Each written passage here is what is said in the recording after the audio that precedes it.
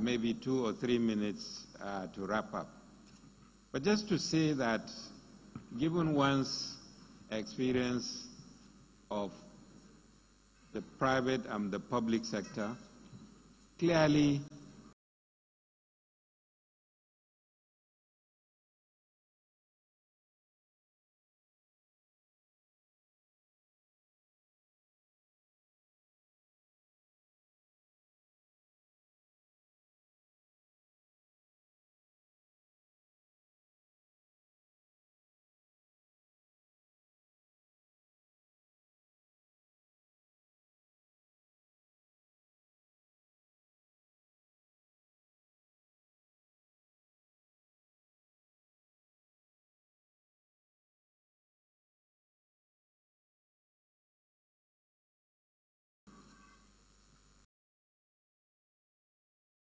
leading the effort to produce a 30-year infrastructure master plan for this country.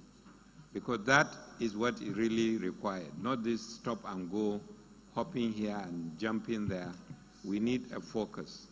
And I'm sure this discussion, but we have an expert group. My role is simply to just make these few remarks and hand over to the speaker, Ben, who will give us the main presentation, and then the coordinator will take over. Thank you. Ben, over to you.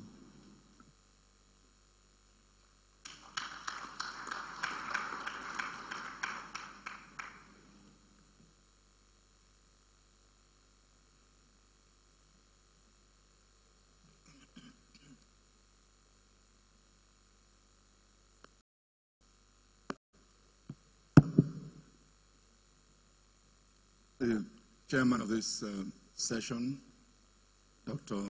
Shamsuddin Usman, when I saw the session and I saw that Dr. Usman was going to be chairing this session, I said, these people have decided that, well, let me just say, I'm not sure the organizers know that Dr. Usman was my boss many years ago at Nile Bank when he was MD and I was ED. So this is like, you know, having him sit again over and preside and supervise the work that I'll be doing today of making the presentation. Fellow panelists, distinguished ladies, forgive my order of protocol. You know, I'll be forgiven if I forget that this event was organized by the National Assembly, not Capital Markets. So I've got the order of protocols wrong. Honorable Senator, distinguished and honorable members of the National Assembly here present.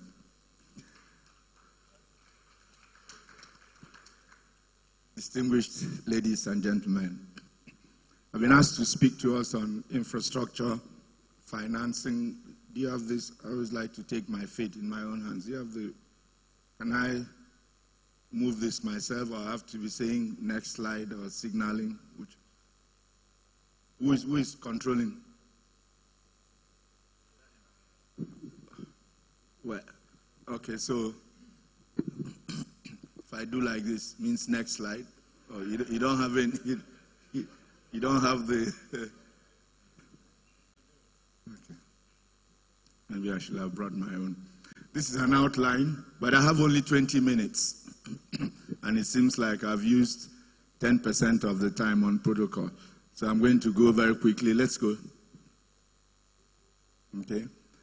The Nigerian economy, GDP, over $400 billion.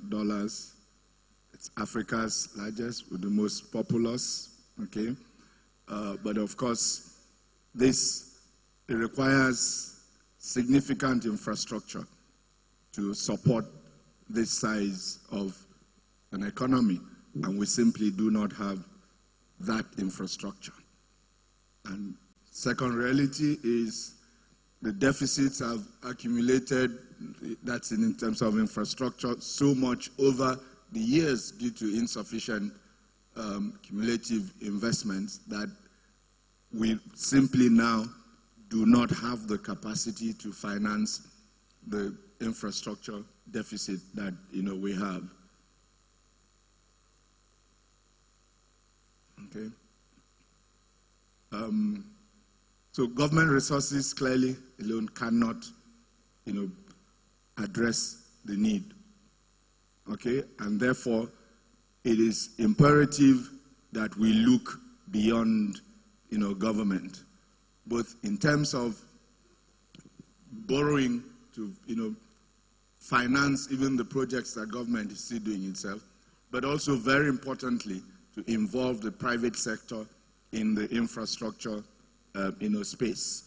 The Nigerian Infrastructure Master Plan, which, as you heard earlier on from the chairman, was developed under his leadership as Honorable Minister in charge of National Planning, envisages an investment in infrastructure of $3 trillion over a 30-year period if we're going to meet our development goals. A KPMG report on infrastructure states that for a developing country on which we are, we need a minimum of 6% of GDP to be invested in infrastructure annually. Go on. Okay. I mean, some reports will claim that we are actually spending up to that minimum. But again, you then have to also look at, the quality of the, the spending also. Okay.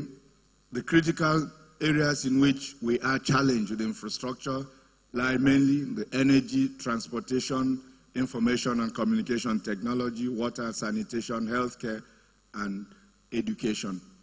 And really, infrastructure is at the nexus of economic development. There's a separate World Bank report on infrastructure investment that argues that for a country like Nigeria, if we were to be able to raise the standard of our infrastructure to the level of the infrastructure, the standard in Mauritius. Mauritius is rated to have the best quality infrastructure in Africa.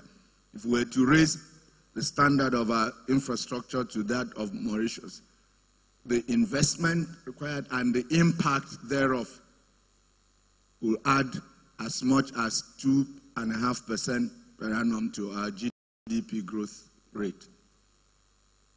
And therefore, really, infrastructure development is at the nexus of economic growth, productive investment, job creation, and poverty, reduction. So this presentation basically examines the state of infrastructure financing in Nigeria, government's effort in addressing the challenge, and the role the capital markets can play in bridging the gap, which is really the meat of this. So, go on.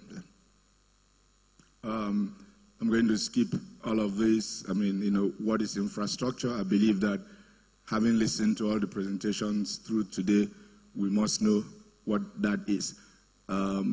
Then, infrastructure projects have been mostly financed by public funds in Nigeria, okay, given the inherent public good nature of infrastructure facilities. In many sectors of the country, the debate about whether infrastructure is a public or economic good still continues to rage. But I think that we have to accept the fact that infrastructure ultimately is an economic good, and therefore people have to pay, somewhat, for it. The capital budget of the federal government, the capital expenditure budget, has grown from 722 billion naira in 2015 to 1.7 trillion in 2016, 2.36 trillion in 2017, and 2.87 trillion in 2018. I mean, this, the budget, the actual releases, actual disbursements have also mirrored, they have never hit 100%, but they've also mirrored this trend. Okay. Going by the Nigeria infrastructure plan, the implementation plan of the NIMP, over this 2017 to 2020 period, which is coterminous with the Economic Recovery and Growth Plan, $116 billion is required to be invested in across 7 asset categories, and with government taking the lead by providing 67% of the required financing. Next. Okay. This basically shows you those 7 asset classes: energy, transport, ICT, housing, water, agriculture, and mining. Okay, social infrastructure. Next. Okay. This basically then shows you, the deep green is the percentage contribution for government. You see that depending on the asset class, okay, it, the government, the projected government spending, changes the mix.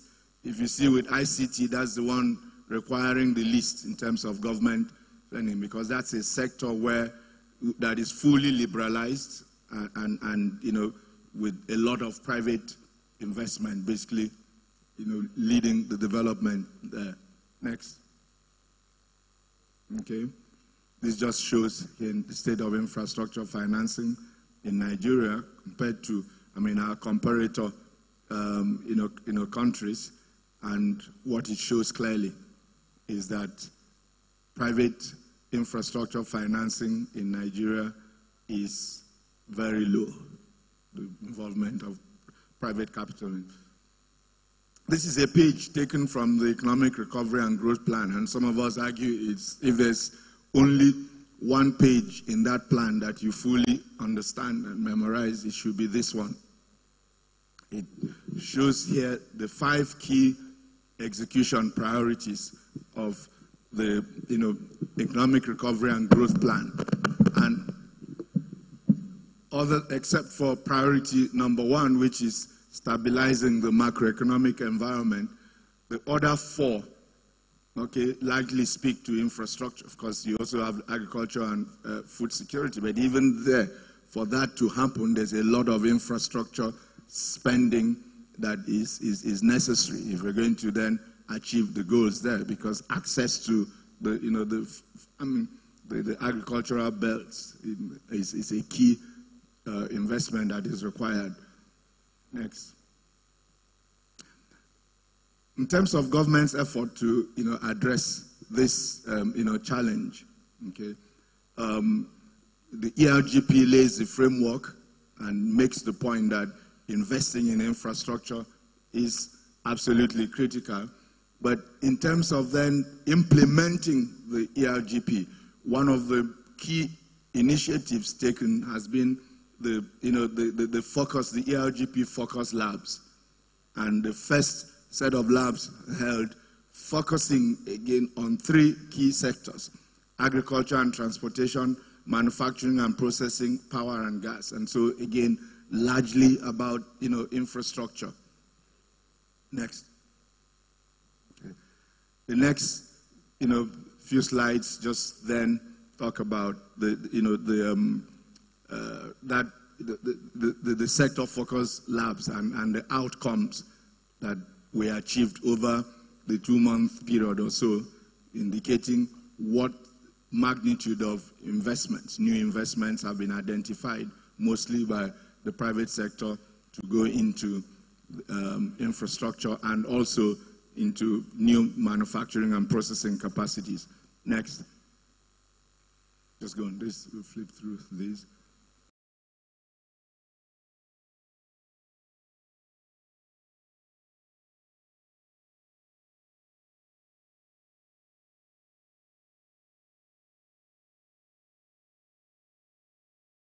investments identified during the ELGP Focus Labs.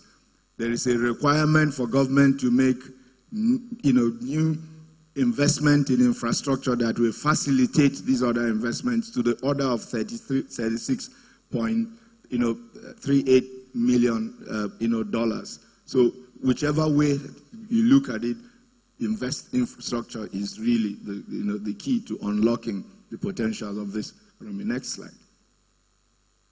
Okay. Yeah.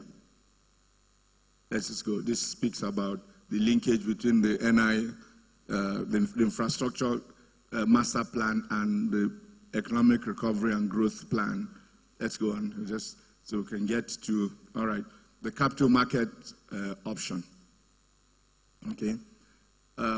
As noted earlier, clearly, there is, it's important to, access the opportunities that the capital market, provides. But then there are also challenges. So we look at the opportunities and we look at, the challenges. And these are some of the typical structures that we have either used. And here, in terms of context, we're focusing on the Nigerian, on the Nigerian economy. So looking at the domestic capital market and then the international capital market options that are open to Nigeria and that, have been also, accessed and remain accessible. Next slide. Yeah. Okay. Basically, make the point. Go back. Okay. Again, when I talk about the opportunities in the capital market for financing infrastructure, remember we've established that to address Nigeria's infrastructure challenge, you require both public and private investment in infrastructure because the government alone cannot do it. So when we talk about accessing the capital markets, we're talking about accessing the capital markets both by government and private sponsors of infrastructure, projects. Okay, but I make the point here that government, in particular, which currently still leads the way in terms of investment in infrastructure in Nigeria, except perhaps in the ICT sector, because it remains an emerging asset class in terms of its attractiveness to, private investors as project sponsors.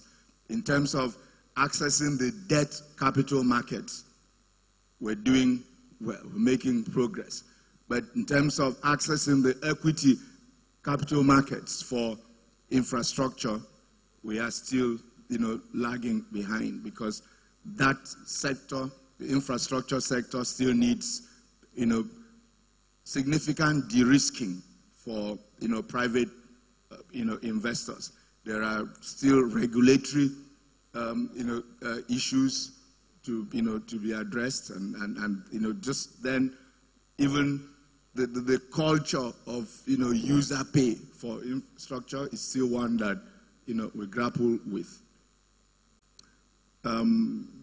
So what we see in Nigeria is we've had increasing resort to international capital markets, and over the last 2 years, about $8 billion, for instance, in terms of Eurobond issues, to finance the 2016 and 2017 budgets, as well as to refinance some, maturing treasury bill, obligations. And my understanding, unless DMO says differently, is that we'll be adding to this number again later this year. Okay.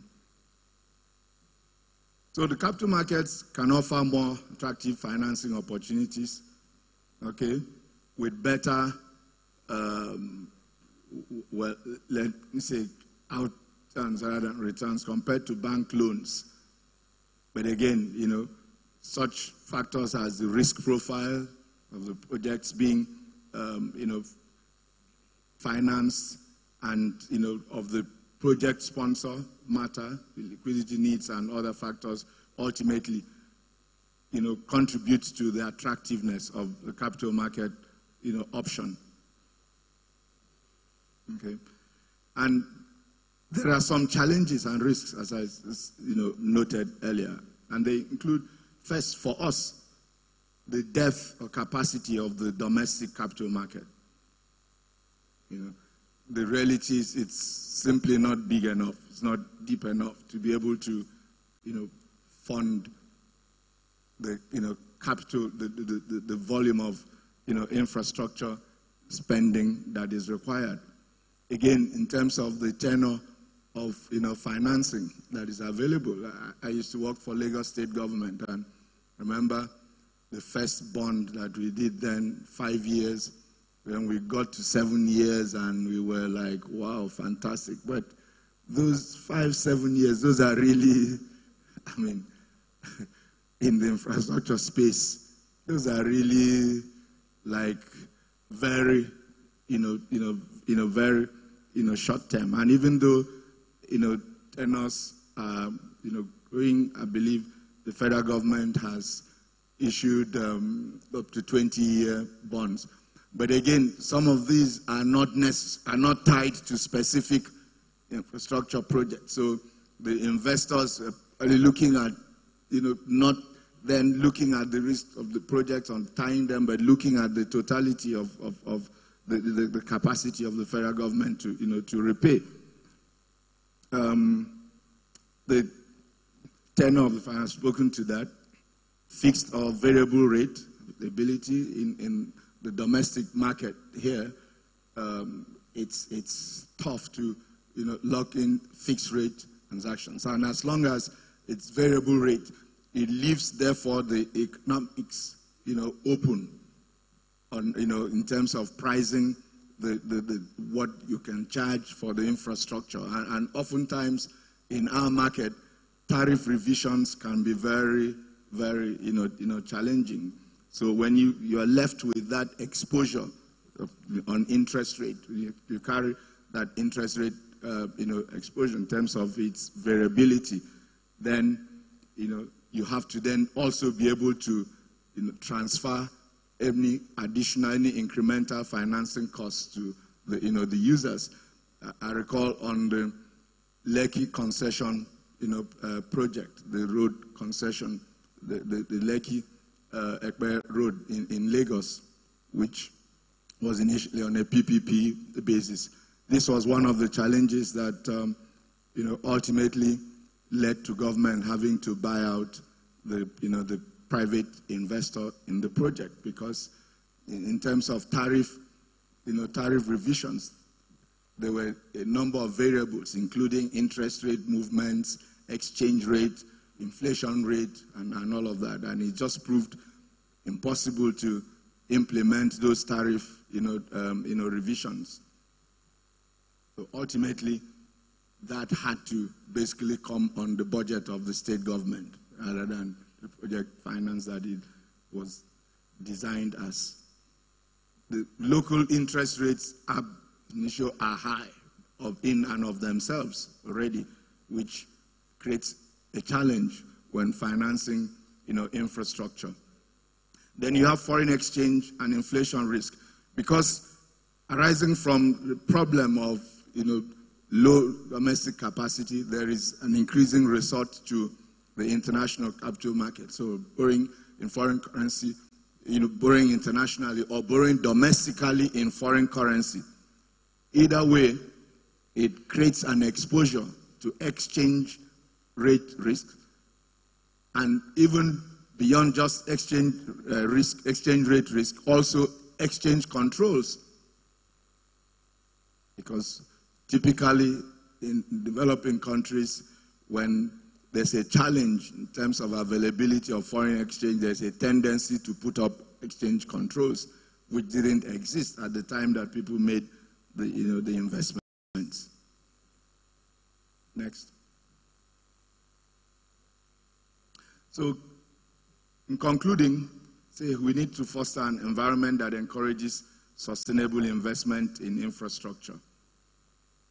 Okay, we need to reduce the cost of project-related financing. First, there is the challenge of high project costs in Nigeria. Okay? And then there is also the problem of high costs of arranging the financing. I mean, political risk premiums and all of those things basically just all add to the cost of the financing, and therefore, it makes it even more challenging to be able to finance infrastructure projects in Nigeria.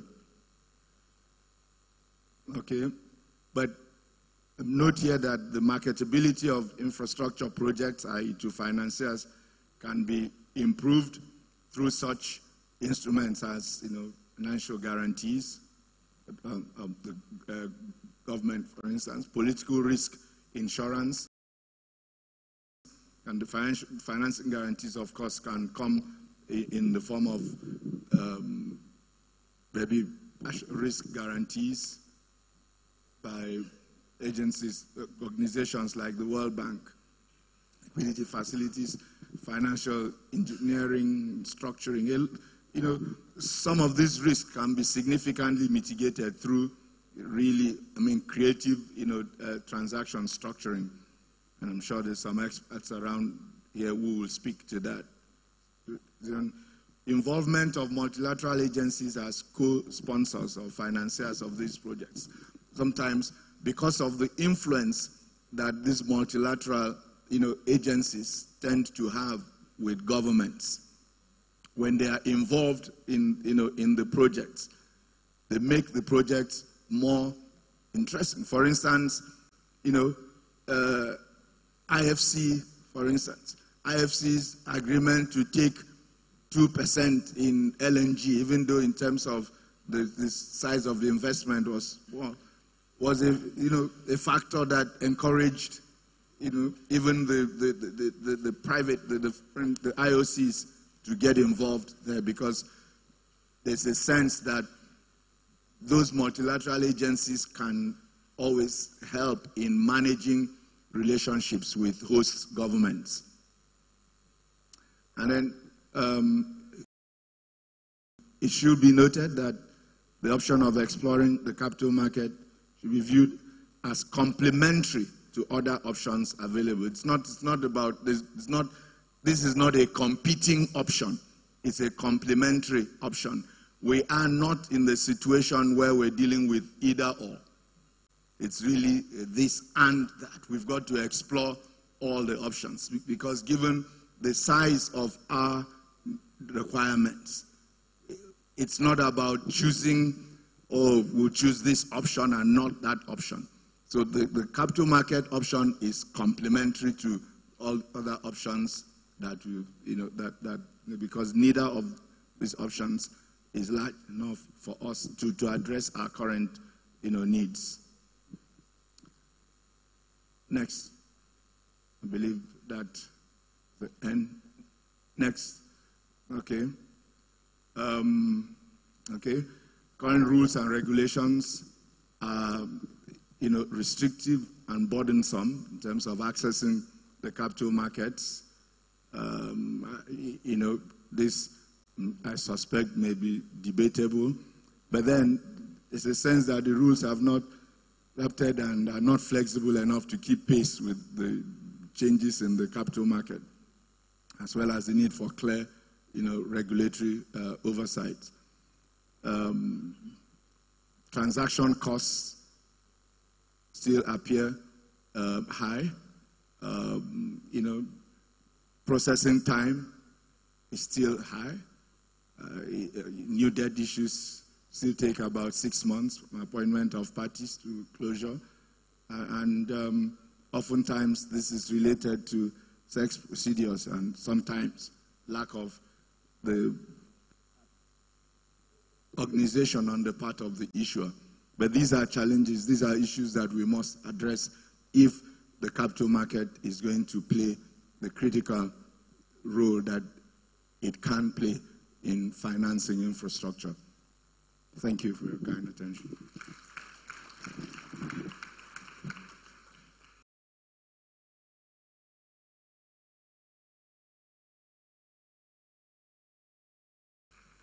presentation. Now, the capital market experts and institutions are here in the panel, and I think what I'll just do is to hand over the mic and the proceedings to the moderator, who will now run the panel discussions, and then I come back at the end. Moderator, over to you. Thank you, Chairman. Thank you, Ben. This is a wonderful presentation. A lot of areas that we need to look at if we're going to be serious about infrastructure funding from the capital market. As you clearly said, Nigeria is a very big country, the highest population in Africa, with massive infrastructure deficit. Government has appeared to be the only one that is doing something significant in that sector at the moment. That cannot continue if we're going to get to the destination we intend for ourselves. The DMO has been doing a lot in raising funds for infrastructure in the last 10 to 15 years. It used to be in the past that the longest funding that government can raise was Treasury bill. And then they came up with the federal government bonds, and different variants of it has come up since then. There has been the regular federal government bond. There's the Sukuk, which was an innovative way of raising money for specific projects. We've seen the green bond. We've also done the Euro bond, and we've done the diaspora bond. In all this, yes, we've made significant progress, but there have been concerns that how are we going to get the private sector involved? What can we do to ensure that government is not crowding out the private sector? What are the kind of credit enhancements that government can come up with to remove some of these costs and restrictions and constraints that Ben has mentioned, to ensure that and encourage private sector to come into the infrastructure space? Pat, what do you have to say to this?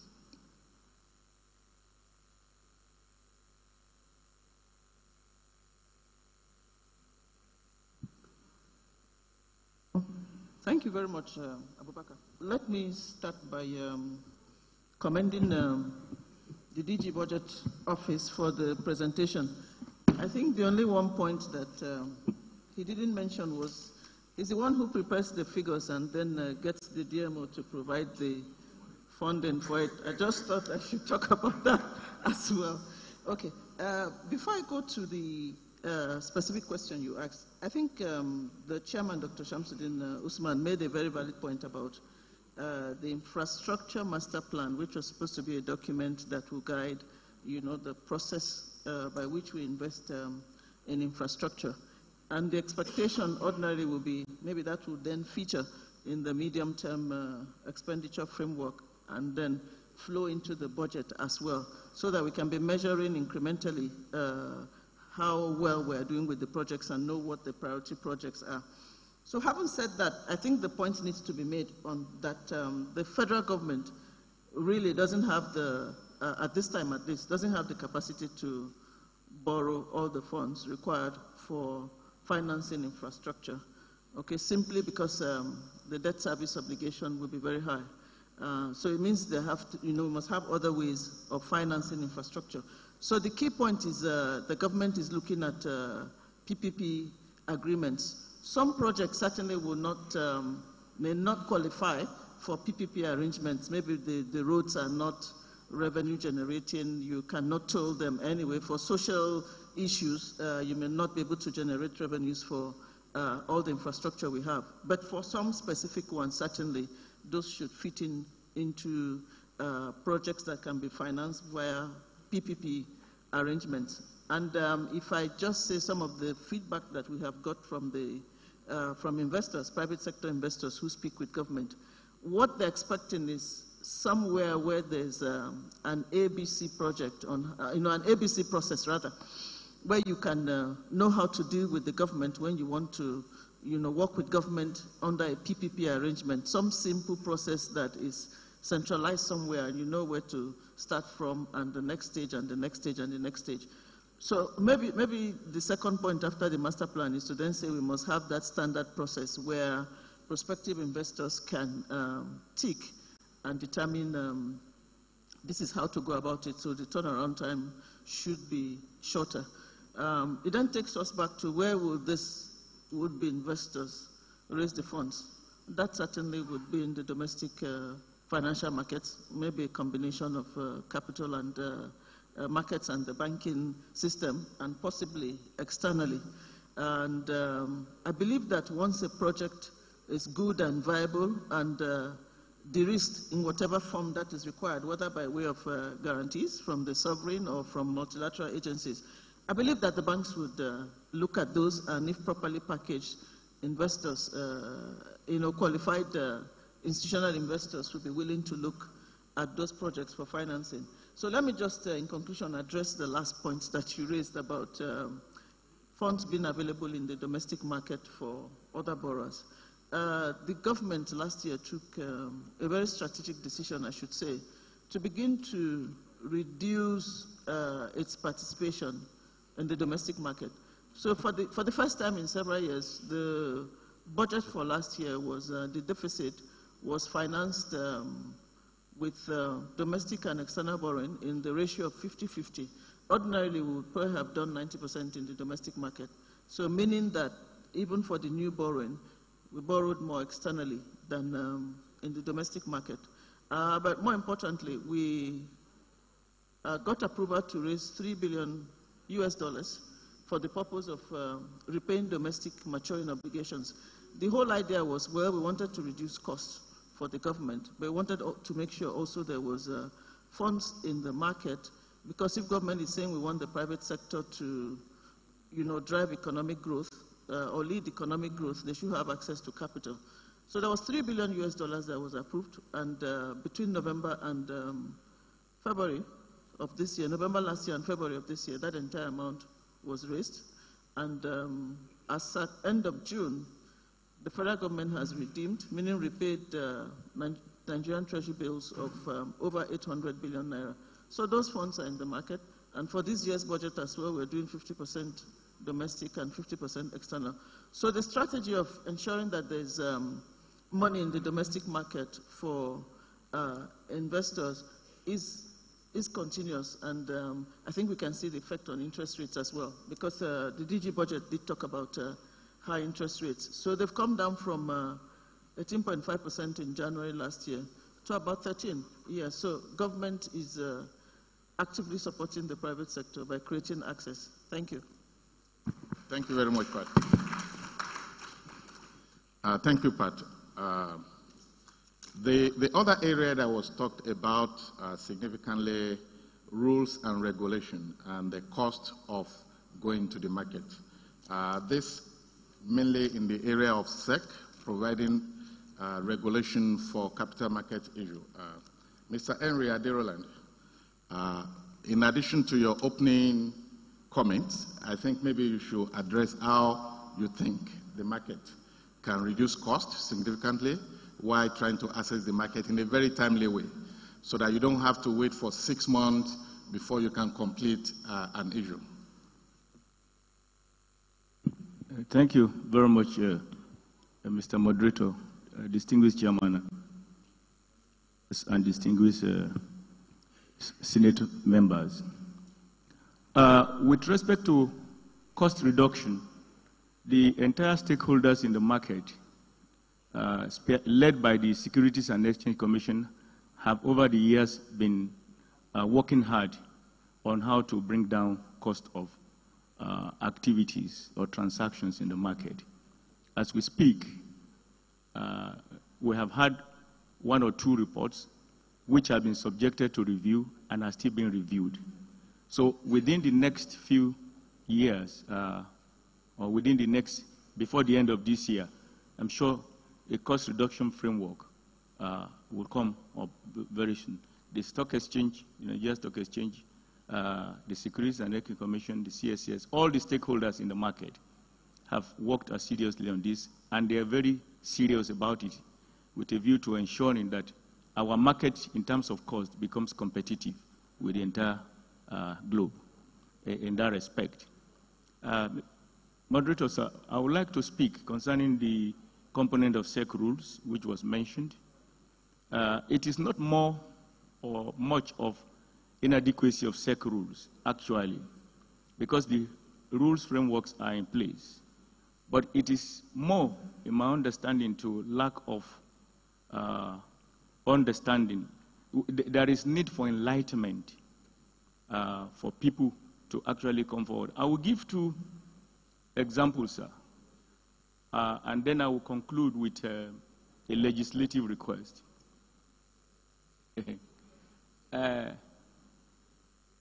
Sometime last year, there was a cyber security conference. This example will talk about the frustration or the negative consequences of lack of effective infrastructure in our climate. We were in that conference, which was reviewing the cybersecurity capacity of the world. And some of the young men that were invited to present papers, when they saw that we are from Nigeria, they approached her and observed that they have problem with Nigeria. They are unable to hack Nigerian system. They are not able to hack into Nigerian climate. And we said that's a positive development. And he said no, that the reason why they are unable to is because the bandwidth infrastructure of our climate is so slow and unable to accommodate. With due respect, I mean, the applications which they are using to troubleshoot the claims, the various jurisdictions, is such that the speed of their own applications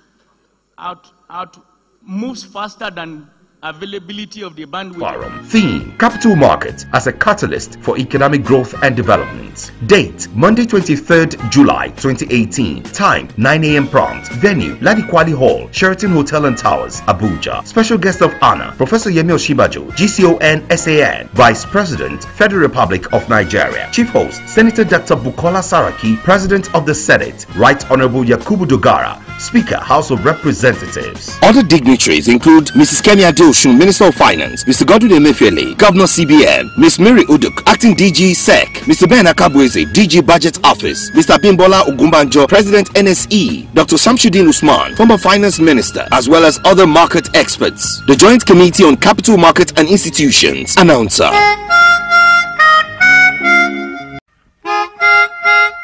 National Assembly Senate and House Committees on Capital Markets and Institutions, in collaboration with SEC and other stakeholders, invites you to the 2nd Capital Market Stakeholders Forum. Theme: Capital Market as a catalyst for economic growth and development. Date: Monday 23rd July 2018. Time: 9 a.m. prompt. Venue: Ladikwali Hall, Sheraton Hotel and Towers, Abuja. Special guest of honor: Professor Yemi Oshibajo, GCON SAN, Vice President, Federal Republic of Nigeria. Chief host: Senator Dr. Bukola Saraki, President of the Senate. Right Honorable Yakubu Dogara, Speaker, House of Representatives. Other dignitaries include Mrs. Kemi Adeosun, Minister of Finance, Mr. Godwin Emefiele, Governor CBN, Ms. Mary Uduk, Acting DG SEC, Mr. Ben Akabweze, DG Budget Office, Mr. Bimbola Ogumbanjo, President NSE, Dr. Samshuddin Usman, former Finance Minister, as well as other market experts. The Joint Committee on Capital Markets and Institutions. Announcer.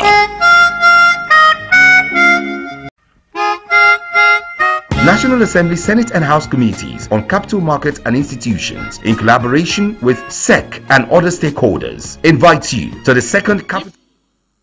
Nigerian capital market exists, something as basic as CCTV infrastructure, we should be able to implement it. There are adequate framework of rules, regulatory frameworks that can assist intending investors that want to come to the market. I mean, the SEC, this is not a forum to discuss the rules, but the SEC, the SROs, and all stakeholders in the market have regulatory frameworks to assist those ones. Such is the component of the frustration and how to go about it. The capital market can be a platform to explore.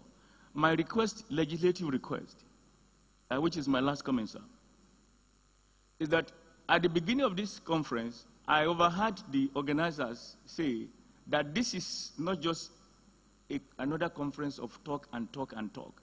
We have come to the stage where we must begin to do. If we must begin to do, I want to make a submission to the National Assembly Senate and House of Rep Committee on Capital Markets that the time has come to handshake and collaborate with the National Assembly Senate and House of Rep Committee on Infrastructure Development to take the 30-year master plan on infrastructure, expound it, give us the legislation that will enable and encourage Nigerians to move into infrastructure development. Thank you very much, sir. Thank you very much. Very good contribution. I know the legislatures are listening, and they will act on it. Jallo, MD CSCS, the PFAs are being prepped to be able to invest in infrastructure. However, they will be investing people's retirement and saving fund, meaning that we have to be sure of what we're doing. Do you think we're ready? What are the other regulatory things that you need to be, you think have to be in place for us to be able to do this sustainably? Thank you. Let's start from the basics of Oboze's presentation. 60% of 404 billion naira is 24 billion, right? So we need to spend 24 billion naira to achieve a 2% growth in our economy, in addition to what we're growing right now. $24 billion, government cannot afford to spend $24 billion. So what it means is that if you want to really, unleash the potentials of an economy like Nigeria, some other funding has to come as a counterpart to what government is doing. So what it means is that you have to find other sources of funding for us to be able to unleash this economy. Now, in doing that, I like to always use this analogy that money is like water. If you pour it on the ground, it goes to the lowest point, which is where the gradient is, and that's where the money will collect. Now, it's no different with Nigeria. The first thing that investors like is enforcement of contracts. To the fact that you and I have agreed you're going to do something. In the event that you don't do it, can I enforce that contract? And if I can, where should I go and enforce it? And if it's where, will I get a fair hearing? That is going to be very, very important in building a platform for us to have to generate the income that we need to build infrastructure in this country. Now, the second part is around policy. What type of policy environment do we have in Nigeria that would attract somebody to say, I'll put in money for 25 years in Nigeria to build or to help build infrastructure and ensure that at least within that 25 years, I recover my principal and whatever investment return I need? Do we have those structures or those institutions that will guarantee continuity in policy making and policy implementation? That is going to be very important because what people like, what investors like is stability. I want to be able to predict what is going to happen in future. That will determine the amount of money I'm going to put in there. That will determine the amount of risk I want to take. And that will determine the amount of return I'm promising my other investors, because if I'm collecting the money on behalf of others. Now, the PFAs are slightly different. The reason why the PFAs only invest probably in Nigeria sovereigns is because they have this thinking, or the contributors are saying, please do not gamble with my money. So it's PENCOM. Do not put my money where you're not sure where it's going to come out. There's a requirement, or rather there's an allowance for them to actually invest in infrastructure funds. There have been 2. They've only invested very little in it.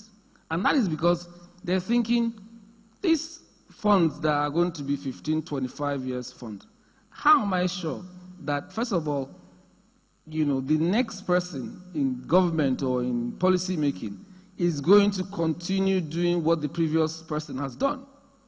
And if I cannot guarantee that, I will not take that risk as an investor. So for me, fundamentally, is in trying to attract the kind of capital we need for the kind of duration we want, for the things we want to do with the money, 3 things must be put in place. Like I said, enforcement of contracts, which means we have to upgrade our law systems, our adjudication process, and also time to which justice is being, delivered. Second is that we have to have institutions that will have continuity. Whoever comes and goes, that institution must continue. I mean, I look at the 30-year plan that we have. How come there hasn't been consistency in the monitoring, forget deployment, of that 30-year plan? And then do we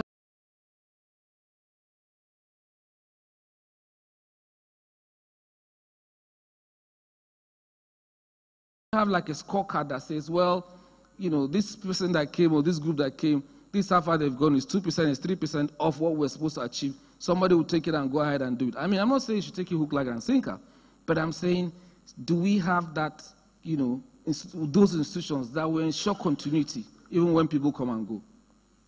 The last part is, how are we prepared ourselves from a quality perspective in terms of the inputs that put together the structure for us to be able to attract that capital? Are the talents around to do it? If they are, what kind of environment are they operating at? What kind of support are they getting? And so if you bring in all of these things, for me, put it in the right perspective, you're likely to see a little bit more, interest in what's happening within the infrastructure space. Thank you. Thank you, Jallo. I think with infrastructure, if we start talking about it from morning till evening, we'll still just be scratching the surface, not to talk of discussing it in 30 minutes. So I'm going to pass the leadership back to the chairman. But before I do, I think it's important that we learn from experience. Lagos State Lekki PPP. I was at African Development Bank as a divisional chief, private sector, when that project was being conceived. And the person in charge was a Tunisian, approached me and said, Nigeria, do you think we should approve this transaction? Do you think it will work? So I told her, I know you will get your money back. And I have personal interest. My house is in Lekki. I need that road to be done. However, I don't know if it will come back as a PPP or you just get your money back. Now, it has turned out that it is no longer PPP, but they're getting their money back. What went wrong? So that we can learn from it and to develop going forward. Ben. Thank you. You want the short or the long version? Okay, I'll try to keep it as short as possible. What went wrong? There are a number of lessons to be learned. First, clearly, there's a greater need to educate the public about this. That road, basically, like every other road, okay, every road has a design life. That Lekki road was originally built by Jakande. That road had long outlived its design life. Had a 20-year design life that had long since, and people who live in that direction know that it's basically, at best, what you still had was a right of way. Okay, there was technically no road, so it was a new road, but the public never accepted that a new road was being built. As far as they're concerned, this was an existing road. So they struggled with accepting to pay, toll. That road was always intended as an expressway. That was always called the Lekki Expressway, and that's why if you look at the original design, there was to be no access to people's individual properties from the road. It was through slip roads. Over time, because of our lack of compliance with rules, they turned it to this, and a lot of people, so people thought, they began to look at it like any other, city, road in the city. They did not accept that it was a highway, and therefore that it could be tolled. At the initial stages, there were several public town hall meetings to explain what government was trying to do. As is usual with us, not many people get busy when you're dealing something that will concern them.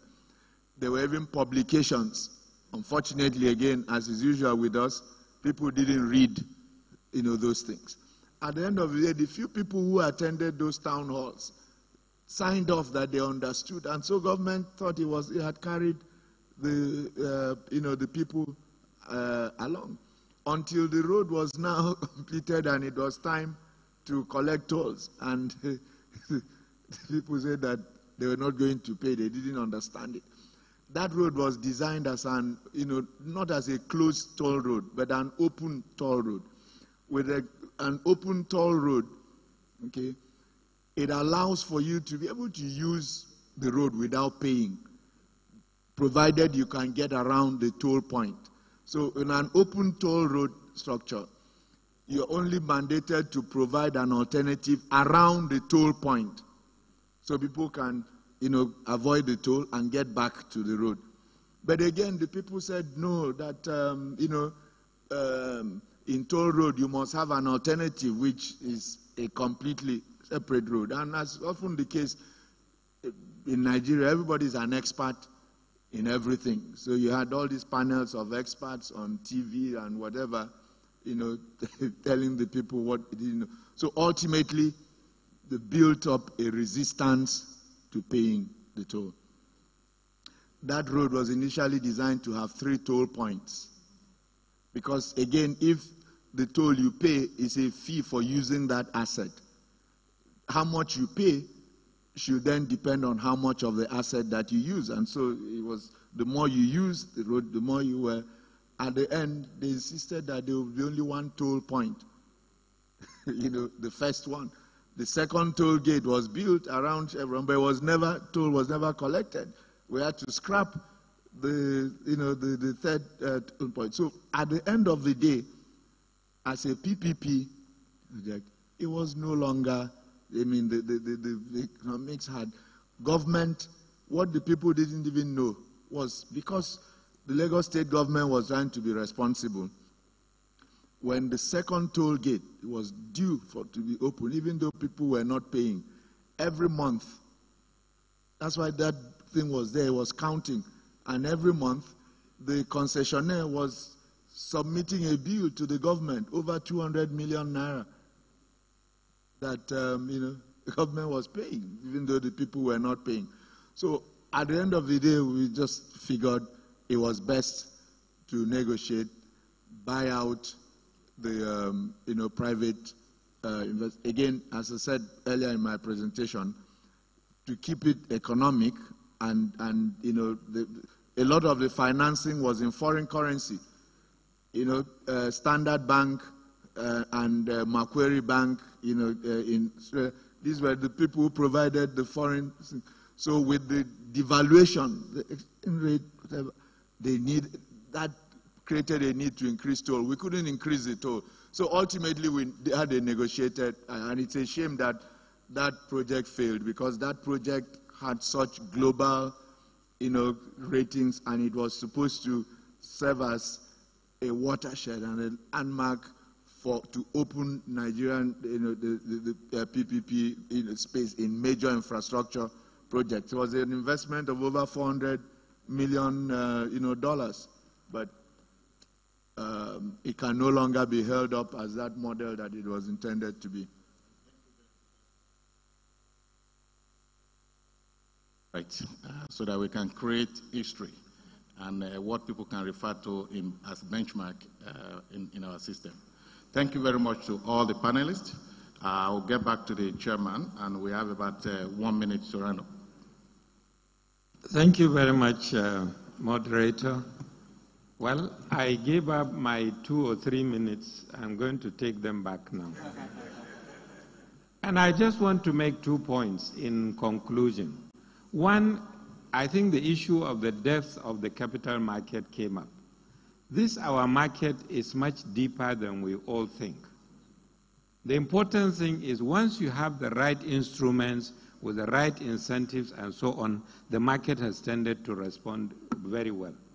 I think the DGDMO can confirm with the Sukuk, you have innovative products that will appeal to the public and the public will grab them, because there isn't enough instruments actually to keep the market that attractive. So if you come out with very good instruments, the market will respond. So I don't accept that argument that our market is not deep enough. The problem is that we have not tried to dig deeper and deeper. The second point I want to make, and I would like the chairman of the House Committee and the chairman of the Senate Committee to pay particular attention here, and the honorable members and distinguished senators that are still with us, because this is a collaborative effort. Infrastructure decisions are taken over 15, 20, 25, 30, even 50-year period, some of the infrastructure. So clearly, what is required, some continuity is required.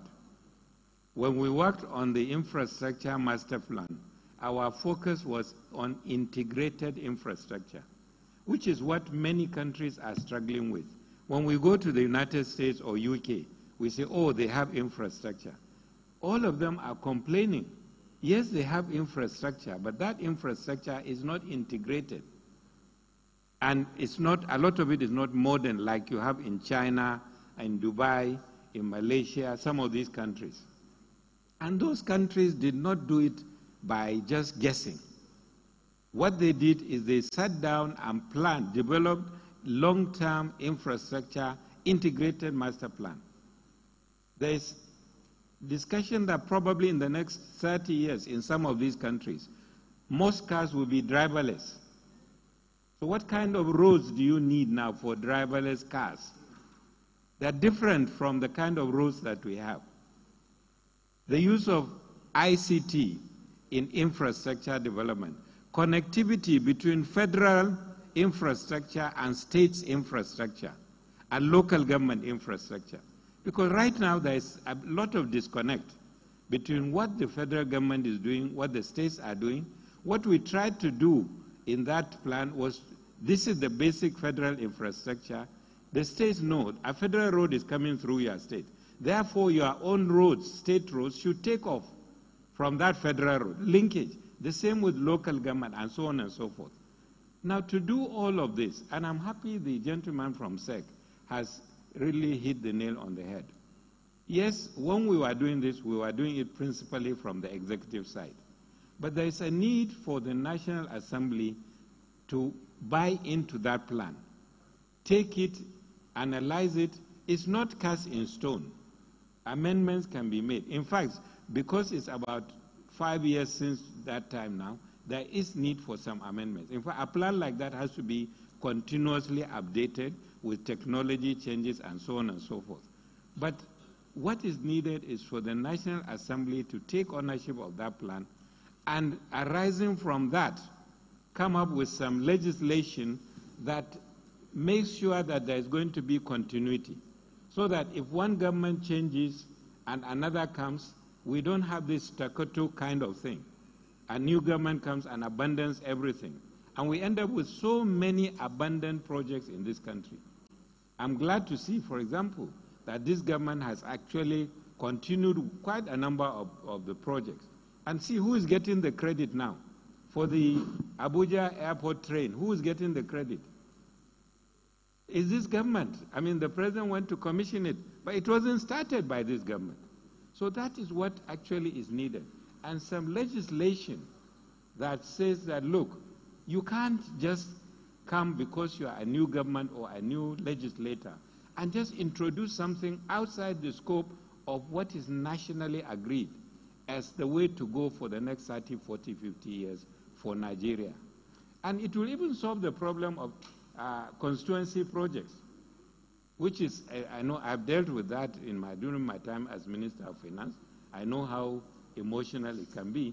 But if constituency projects are actually going to be part of a well-designed national infrastructure master plan, then it wouldn't be much of a problem, you know?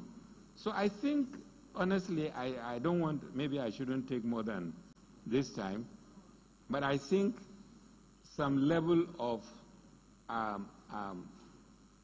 understanding and commitment and continuity will be guaranteed if I think the legislature also becomes part of that process of at least providing a legislative framework for this exercise. And that's the beauty of this kind of gathering, where you have all sides coming together for the benefit of the country. I thank you very much for your attention.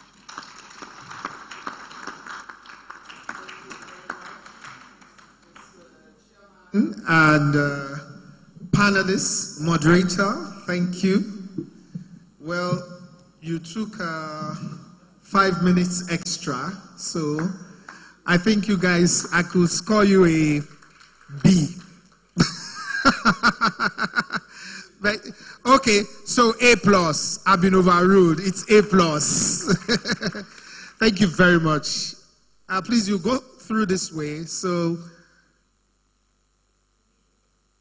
that you can get a token and we can have... There's a token for you here, and then you have your group photograph. It's a gift. It's a gift. It's a token. Or it's a gift. Nigeria has misunderstood the token thing. Tokenism. Thank you very much. Thanks. Well done. Well done, sir. Well done,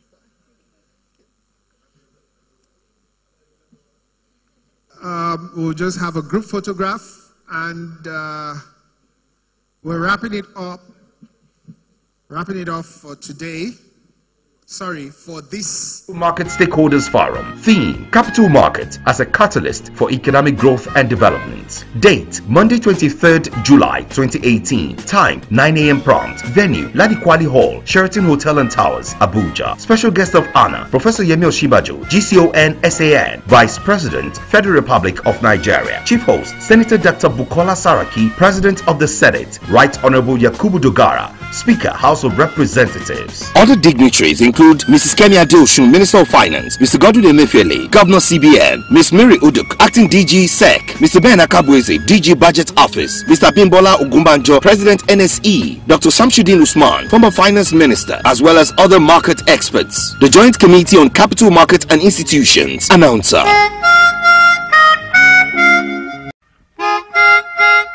National Assembly Senate and House Committees on Capital Markets and Institutions, in collaboration with SEC and other stakeholders, invite you to the second Capital Market Stakeholders Forum. Theme: Capital Market as a catalyst for economic growth and development. Date: Monday 23rd July 2018. Time: 9 a.m. prompt. Venue: Ladikwali Hall, Sheraton Hotel.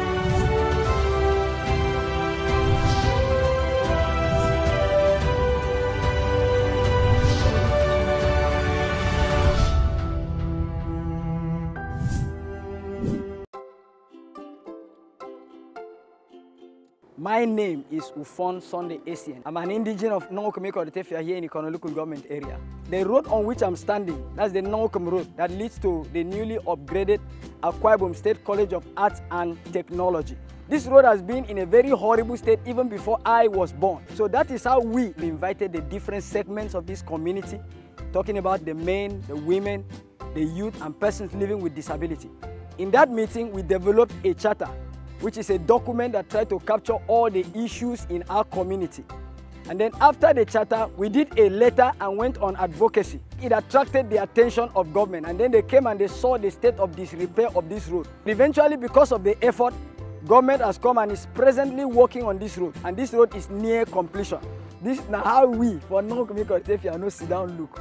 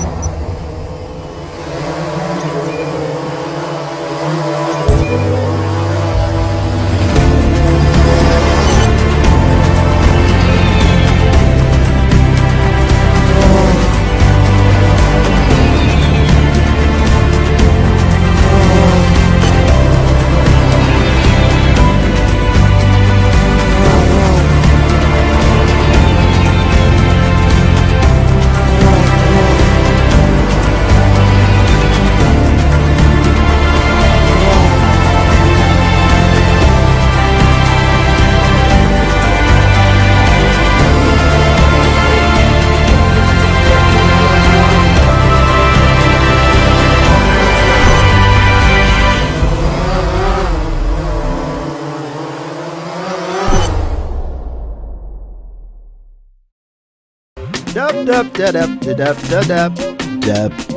Yes. One day as I the dab they go. Now I see my neighbor on top electric pole. Don't be how my hold so. Before.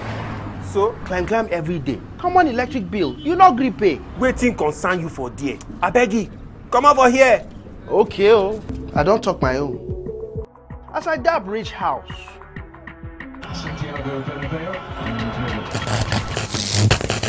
Yay! Fire! Fire! My brand new flat screen. Hold up.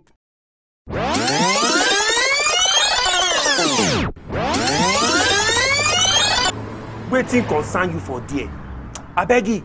Come over here. Government property, now my property. If you don't come down now, I go report. Don't be only report. Now report card.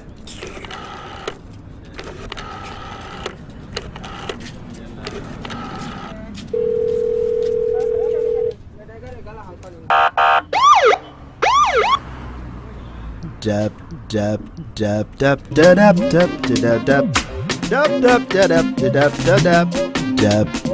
Yes. Dab. Yes. My name is Jane, and I am 18, and this is where I hang out with my friends. We are deeply concerned about the problems facing Nigeria, but when it comes to doing something about it, we would rather sit on the fence. Hold up. Dab.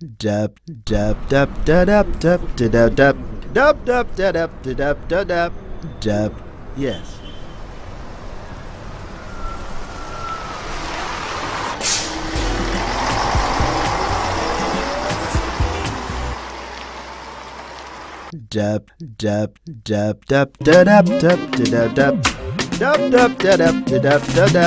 Dab. Yes.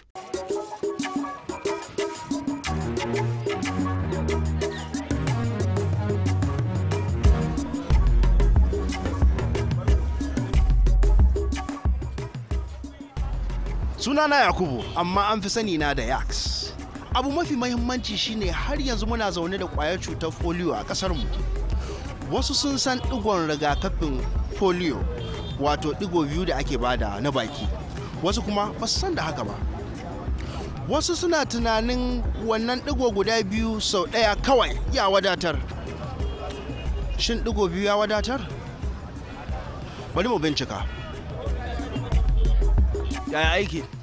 Lafiya kalau. Digon mai guda biyu kawai zai isa so ya kosai? Ba zai isa ba. To, ta ce ba zai isa ba. Ina zuwa. Na gode.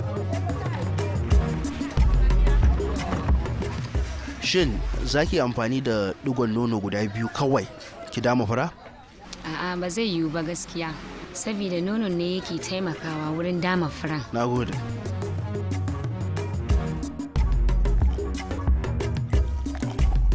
Tambaya nake, shin digon ruwa biyu kawai zai isa hada shayi?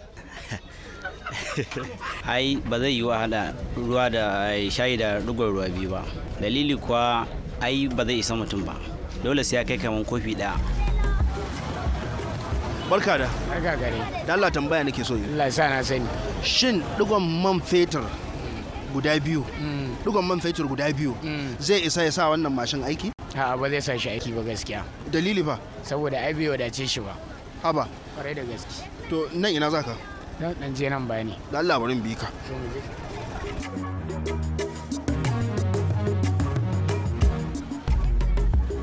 Labai na wani? Lafiya lau. Kwayan gishiri biyu kadai. Shin zai isa ya sa naman nan daɗi? A gaskiya ba zai isa ya sa naman nan daɗi ba. Sai an ɗan sa gishirin da yawa tukuna, sannan a haɗa sannan ya garwaye naman har ya yi daɗi. Na gode. Kamar yadda muka je, digo biyu kawai bai sa ya wadatar da wani abu mai ma'ana ba. Haka ma digon rigakafin polio, dole ne yaro ko yarinya su samu digo biyu akai-akai na rigakafin polio. Wannan digo biyu akai-akai shi zai wadatar wajen kare yaro ko yarinya daga kamuwa da cutar koko kowace irin cutar polio. All right.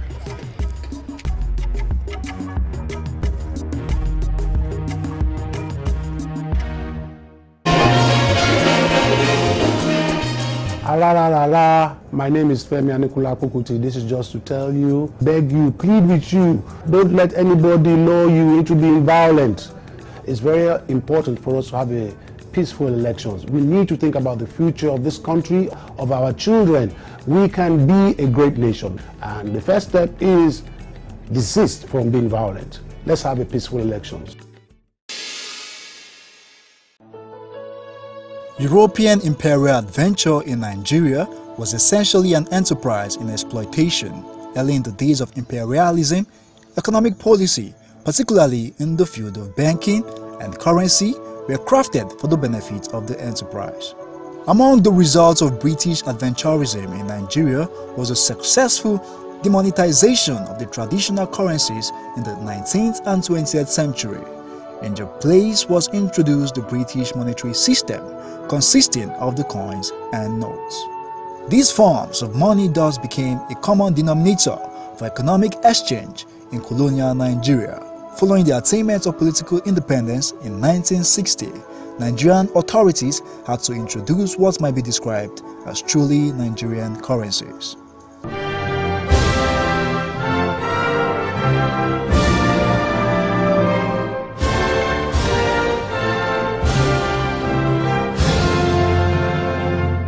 Nigeria has used various forms of currencies, including cowries and manillas during the British-Nigerian colonial rule.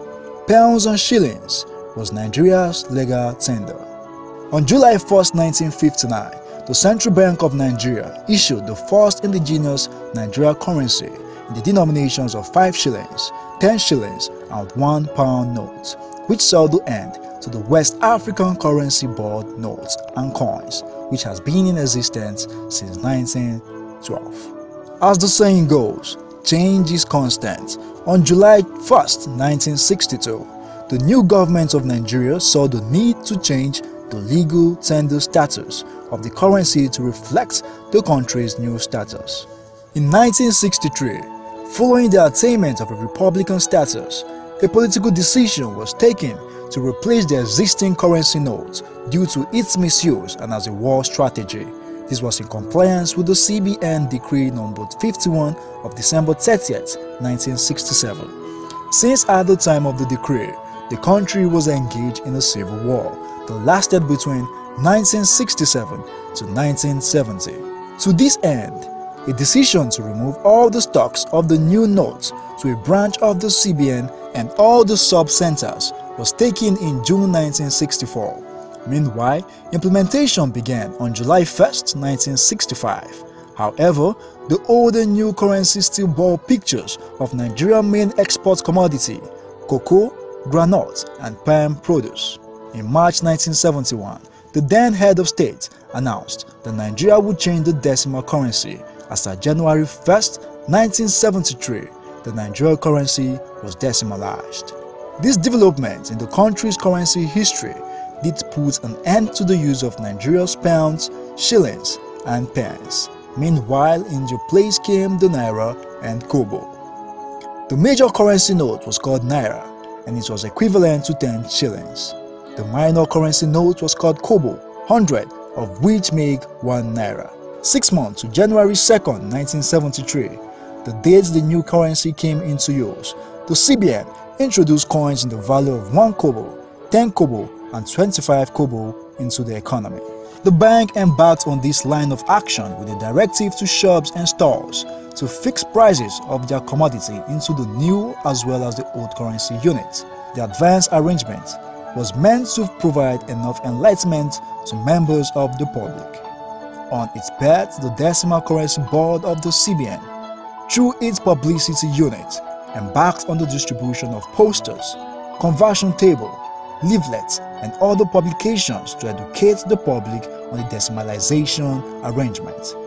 The 1970s experienced a significant increase in the volume of economic activities in Nigeria, with a phenomenal growth in the volume of commercial transactions coupled with the oil boom of the decade.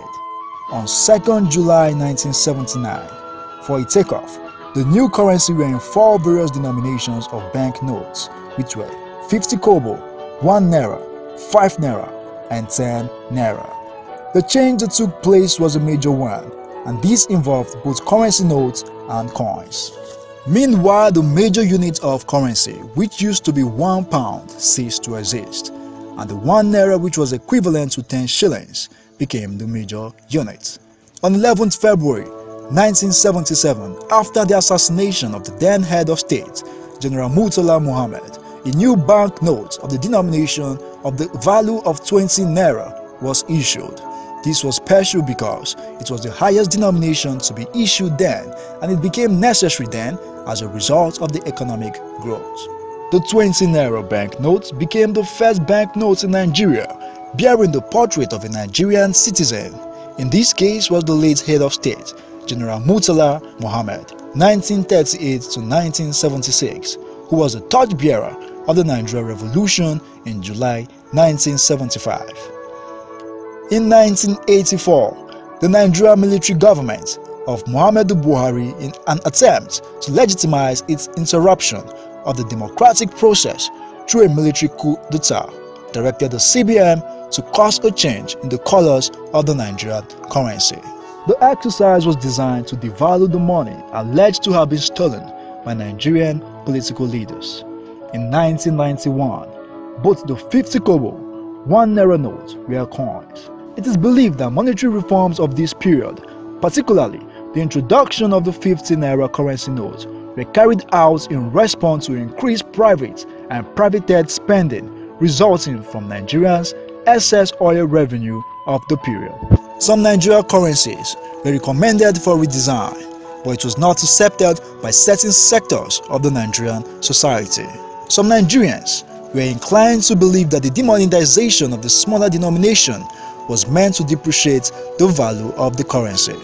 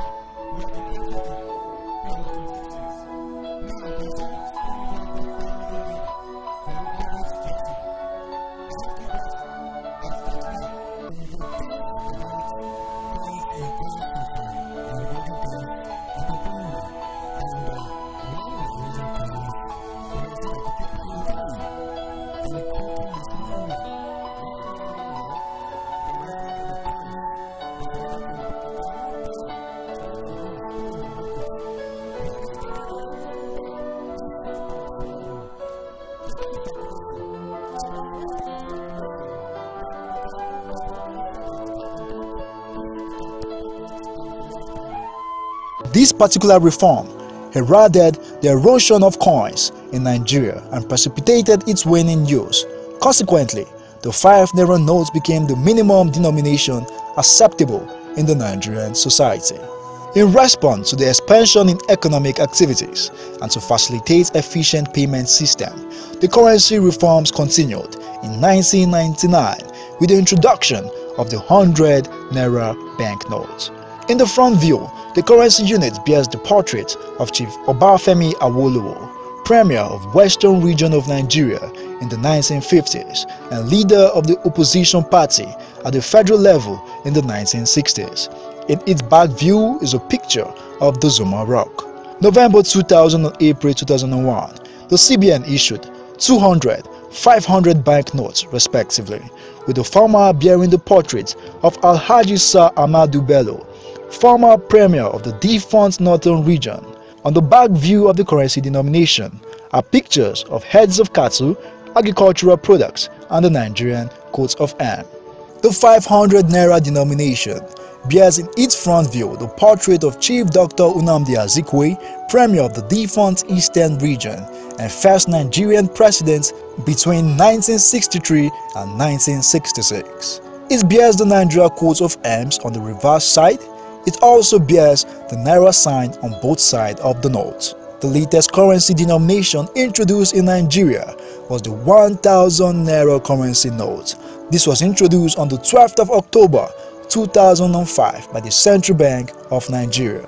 Peculiar to this currency is that it bears in front views portraits of the past CBN governors: Alhaji Aliyu Mai Bronu, governor of the Central Bank 1963 to 1969, and Dr. Clement Isong, governor of the Central Bank 1967 to 1975.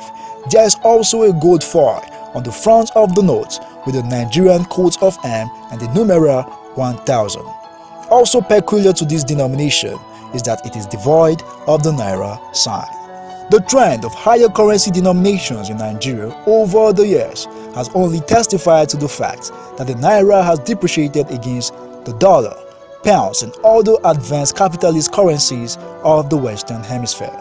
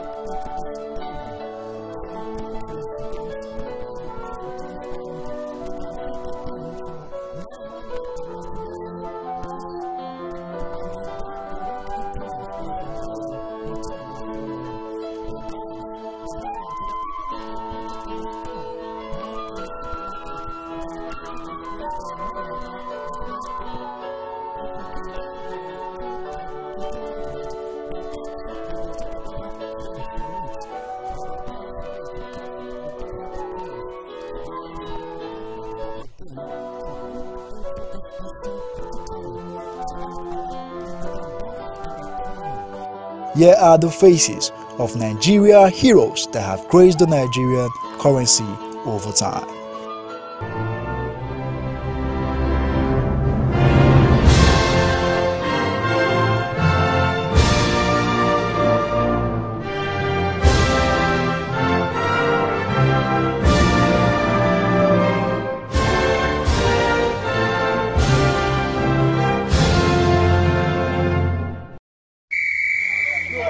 To, da kai da ke da ita da shi da kowa nake so na yi magana da.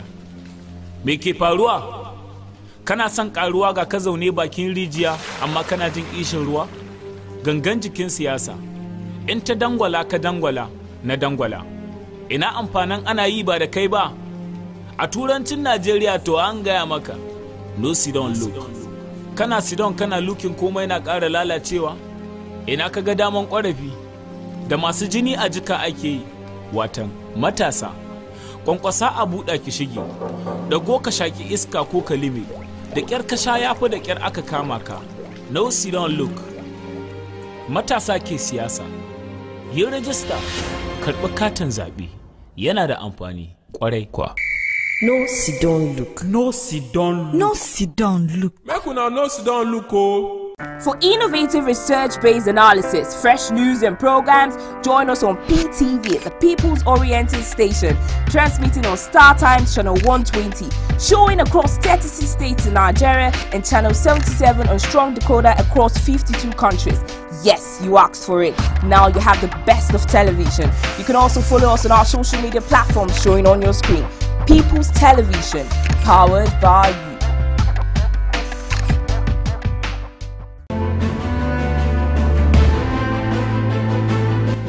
Soldiers helping Nigerian forces to fight Boko Haram. We will have to persuade Nigerian legislatures. This is coming together of people who are confused. Executive order should comply with the law. I personally dissociate myself completely.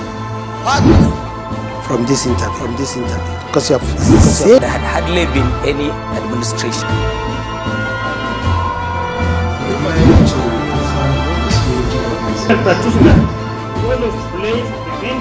Under the law, no religious body in Nigeria validate the claims by the INEC chairman. It is.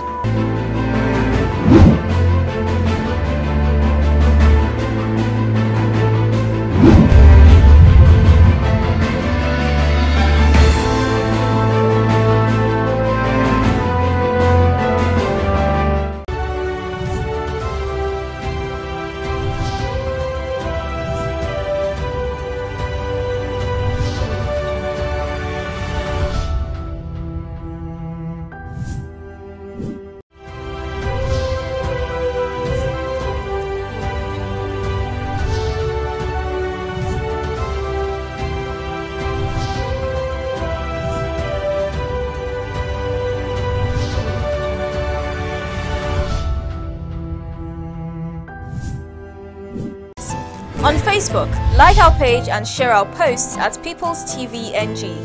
On Twitter, follow us at PTV_NG. Follow us on Instagram at PTV_NG. Watch and subscribe to our YouTube channel, People's TV. Visit our website, www.ptvng.com. Subscribe now and join the conversation online. People's TV, People's Preferred Station. For innovative research-based analysis, fresh news and programs, join us on PTV, the People's Oriented Station, transmitting on Star Times Channel 120, showing across 36 states in Nigeria, and Channel 77 on Strong Decoder across 52 countries. Yes, you asked for it.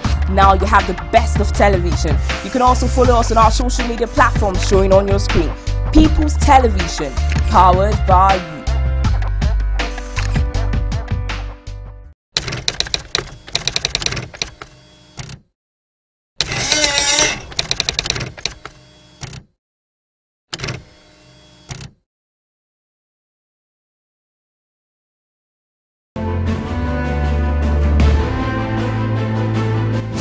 Soldiers helping Nigerian forces to fight Boko Haram. We will have to persuade Nigerian legislatures. This is coming together of people who are confused. Executive order should comply with the law. I personally dissociate myself completely. From this interview, because you have said there had hardly been any administration.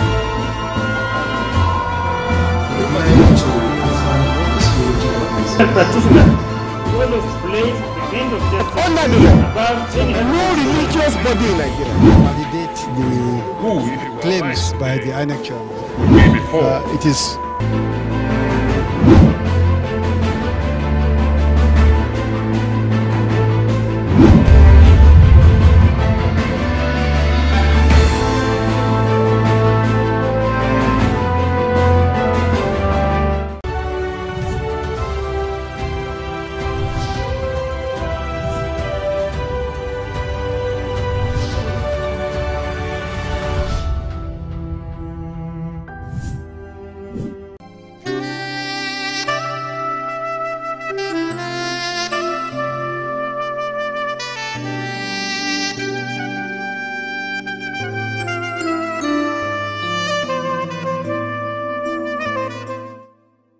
The poor living condition of internally displaced persons IDP camp of New Kuchingoro, a settlement in the Federal Capital Territory, really leaves a lot to be desired. IDP camps are not prisons, neither are they detention camps. Yet, the condition internally displaced persons are facing are quite similar to prisons, if not worse. The increasing pace of the Boko Haram insurgency led to the displacement of millions of people, and many have taken shelter in different IDP camps scattered around the country. One of them is the New Kuchingoro IDP camp in Abuja. Many of these people have lost their entire families. Some do not even know if their fathers, mothers, sons, and daughters are dead or still alive somewhere. So they just try to get through each day.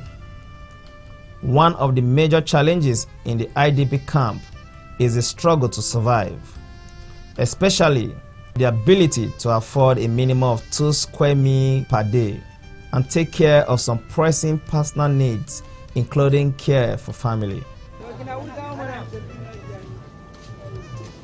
Many have picked up different petty trade or handwork in order to survive and keep life going. One of such persons is Ladi Matthias, a mother of 8 children who lost her husband to the Boko Haram insurgency in the northeast. Ladi Matthias, who came all the way from Borno State as a result of the crisis in the northeast, in a bid to survive, decided to go into a trade here in the New Kuchingoro IDP camp. She explained how much she sells her bean cake, popularly known as akara or kose. So like how much you sell every day? 500, 5,000, 6,000. Okay, but you get people come to buy akara? Yes, children for school. Okay, children that are going to school. Yes. Okay, they come here to buy. So 50 naira, 100 naira, 20 naira for. Okay, so how do you get your beans and how do you get the grinding machine? Beans for Gosa market. Okay.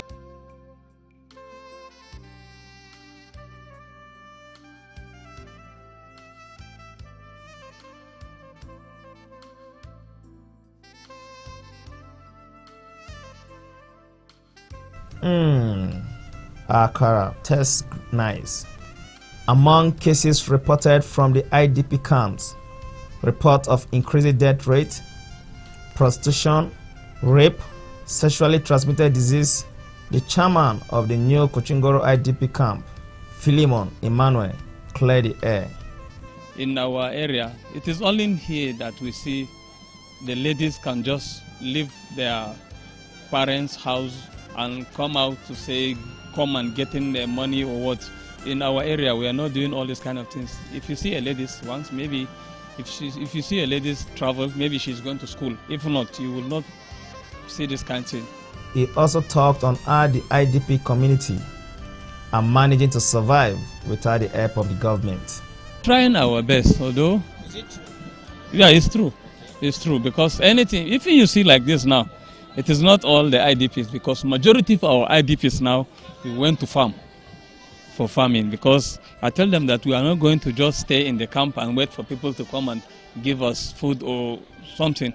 We have to go to look for our own, do it on our own. So some people came here, they will just take like 10 family, 20 family, support them with the small money that they are going to rent a land so that they will start farming. Majority of our people, we are about 5,000 in this camp before. So majority of our people now, they went to farm in Nasarawa. Some of them, once if they get something, nobody will come back to camp again. So majority of our people now, especially in this rainy season, they are in the farm now in Nasarawa. However, the mass presence of several nursing mothers, kids all around, makes one reflect on the funny notion that in a community where basic social amenities and activities are absent, making babies becomes order of the day, resulting to several births here and there. And in this case, several children gave birth to children.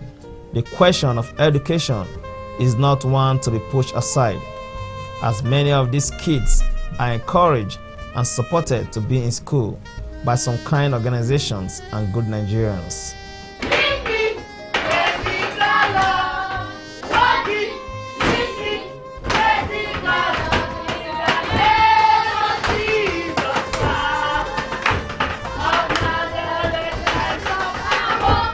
These kids once in a while get to have musical fun from visitors who come to cheer them up, especially during the festive periods.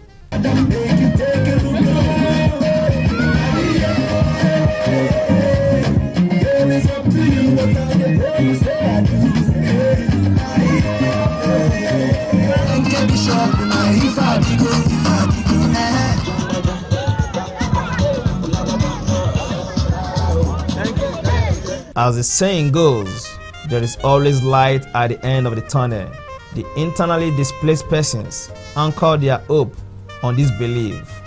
After a long night comes the dawn of a new day.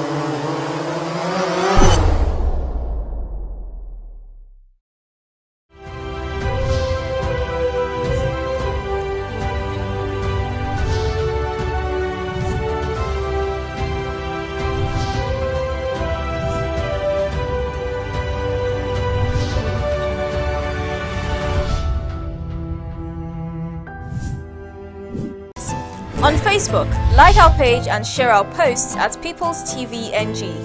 On Twitter, follow us at PTV_NG. Follow us on Instagram at PTVNG. Watch and subscribe to our YouTube channel, People's TV. Visit our website, www.ptvng.com. Subscribe now and join the conversation online. People's TV, People's Preferred Station. Do you know that PTV remains the best place to showcase those lovely goods and services of yours? Yes, with our visibility in 36 states of Nigeria and over 50 countries of the world, we definitely have the tallest reach. What are you waiting for? Book your adverts now. Call us with the number displayed on your screen.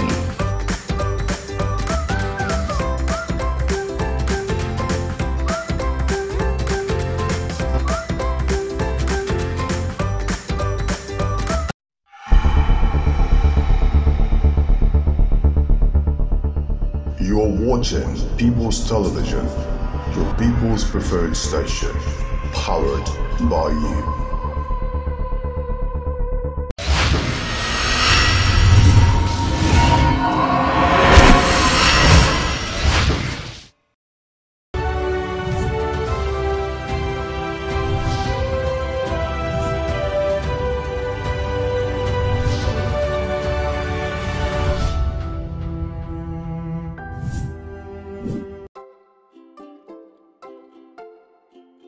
My name is Ufon Sunday Asian. I'm an indigenous of Nongokomeko Odetefia here in the Konoluku government area.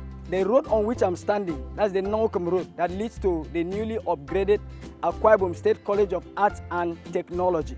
This road has been in a very horrible state even before I was born. So that is how we invited the different segments of this community, talking about the men, the women, the youth and persons living with disability.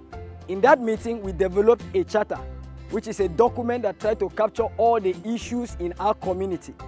And then after the charter, we did a letter and went on advocacy. It attracted the attention of government, and then they came and they saw the state of disrepair of this road. Eventually, because of the effort, government has come and is presently working on this road, and this road is near completion.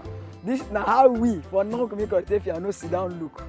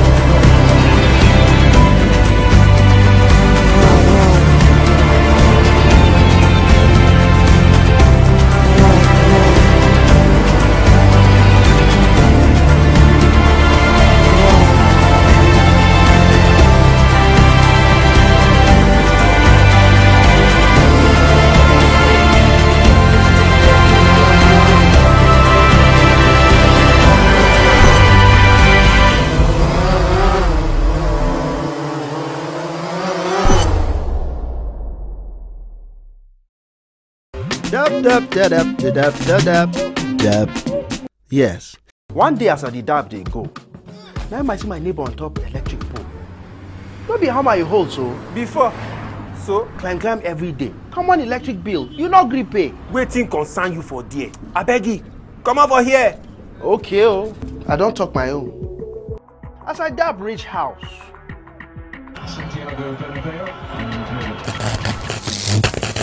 Yay! Fire! Fire! My brand new flat screen. Hold up.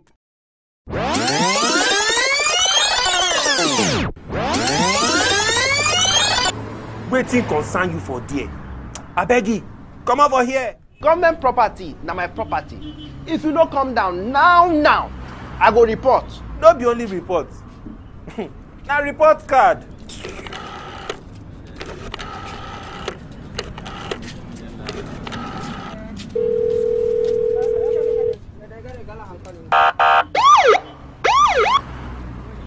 Dab.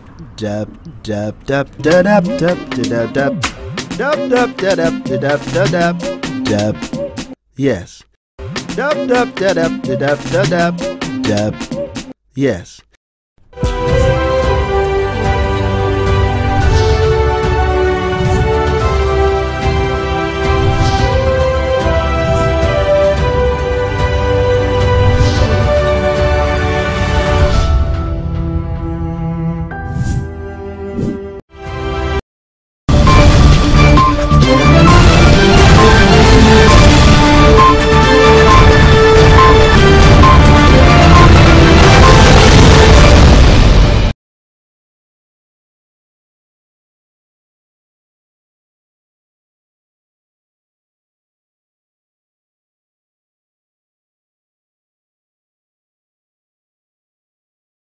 He said he has had discussions on some national issues, but says talks of offers to him by APC leadership or President Muhammadu Buhari was not only untrue but unfortunate. The Senate President made this known in a statement signed by Yusuf Olaniyonu, his special advisor on media and publicity. Moving forward now, the APC National Chairman, Adams Oshiomhole, has warned that the party will not condone ministers who do not show respect to the president and the ruling party. Oshiomhole said ministers who take advantage of President Buhari's fatherly disposition will no longer be tolerated. He said no minister is greater than the party. The former Edo governor threatened that ministers who feel they are bigger than the office they occupy will be expelled and kicked out of the party. Moving on now to Osun elections, where Senator Ademola Adeleke on Saturday emerged winner of the PDP governorship primaries in Osun State. The primaries was presided over by Bayelsa State Governor Siriake Dixon. Adeleke, who is popular for his dance move, scored 1,569 votes, and his closest contender, Akin Ogumbi, scored 1,562 following a recount. The request to have a recount was moved by some party agents and was done to ensure all stakeholders that no one was shortchanged. Dixon, after the exercise, said the process marked the beginning of a very long journey. Over now to Ogun State, where former Green Eagles skipper Segun Odegbami has declared his intentions to run in the Ogun governorship elections of 2019. Intention known when he led supporters of the party to the Labour Party Secretariat in Abeokuta, Ogun State at the weekend. He said he was declaring his intention because he believed that he has a lot to contribute to the socio-economic development of Ogun State. I believe that this day is going to be historic, not only in my life, but in the lives of all citizens of Ogun State. Away from that now, Governor Muhammadu Bindao of Adamawa State has described as malicious and false an online report alleging that he gave 70 million naira to organizers of Saturday's rally in Yola by former President Atiku Abubakar, a presidential aspirant of the People's Democratic Party. Bindao, in a statement on Sunday signed by his special advisor, Press and Media Affairs, Martins Dixon, said the report trying to portray him engaging in anti-party activities was cheap blackmail by those worried over his rising profile and that of the APC in the state. The statement reiterated the governor's commitment to remain focused on fulfilling his campaign promises in line with his party's manifesto. Some election observer groups have urged the National Assembly to review the Electoral Act and come up with legislations that will impose strict punishments for anyone involved in vote buying. The group called on the INEC leadership to put in place machinery to ensure that such review is carried out before the 2019 general elections. The group, which comprises of different NGOs, made their position known in Ado-Ekiti on Monday. The Executive Director of NISD, Abiodun Yeleye, and DFID Program Officer, Blessing Ajileye, however, commended INEC for bringing innovations that improve the quality of elections in the country. The crisis rocking the Imo State chapter of the All Progressives Congress has finally been laid to rest. This is because the party has elected Daniel Nwafor as its new state chairman. The party also elected other members of the state working committee. The congresses were held after an Owerri Federal High Court ordered fresh congresses in the states. A court presiding were stalled in Imo State as lawyers from the Imo branch of the Nigerian Bar Association commenced 3 days protest against alleged police brutality on their members. The protesting lawyers displayed placards with different inscriptions. Litigants who came to the court expressed disappointment over the development and urged the police authorities to investigate the matter. NBA chairman Damian Nosike told newsmen after the protest that the lawyers will boycott the court sitting for 3 days. Lagos State Police Command on Sunday said it had detained for interrogation 5 chieftains of the People's Democratic Party in the state. The party leaders are being detained over the killing of one Borisha Deadeni, chairman, PDP Apapa chapter. The arrest was confirmed by the command spokesman, CSP Chike Oti, in a statement stressing that what was supposed to be a peaceful political meeting of the PDP members ended up in unnecessary bloodletting. Oti said that the 5 suspects have been transferred to the state CID Panti for further investigation. The Nigerian Army has said its troops have repelled an attack on a military patrol team coordinated by Boko Haram insurgents at Sasawa community in Yobe. Army spokesman Brigadier General Texas Chukwu said this in a statement issued in Maiduguri. According to Chukwu, the troops repelled an ambush by the insurgents and killed many of them in gun battles at Sasawa in Babangida local government area of Yobe. He, however, added that the army recorded some casualties without providing details.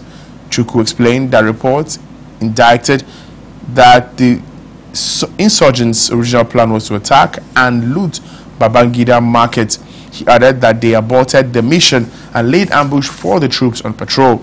The army spokesman added that additional men had been deployed to reinforce the patrol while the Air Force is on aerial surveillance to track the fleeing terrorists. Chukwu also called on members of the affected communities not to panic over the development, which he says is under control. The Minister of Foreign Affairs, Godfrey Uyama, has revealed that the federal government will look into the allegations of travel agents who cancelled the return tickets of some Nigerians who were stranded in Russia after the 2018 World Cup. Uyama disclosed that this at the Nnamdi Azikiwe International Airport when receiving 155 returnees who were recently stranded at the World Cup. He had, despite allegations made by the returnees, there are some signs that the returnees may have traveled to Russia not only to watch the World Cup.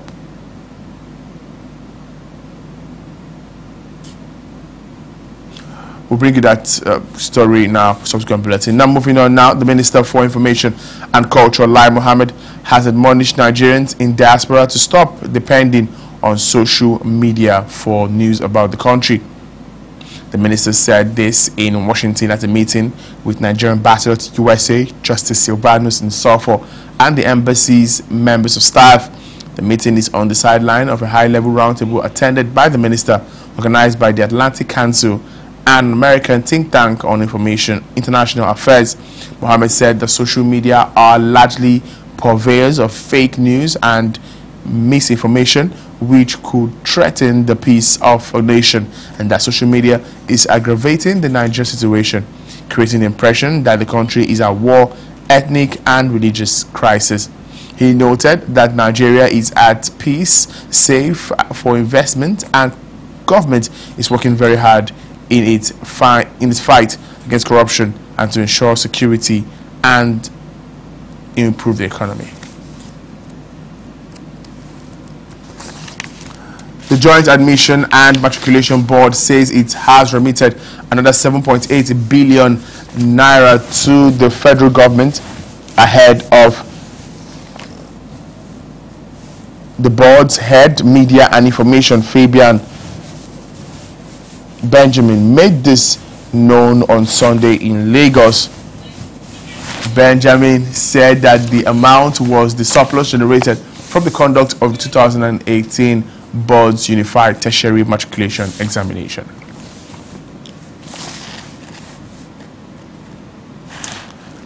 No fewer than 17,000 intending pilgrims for the year's Hajj have been registered in the biometric data capturing system as at July 19.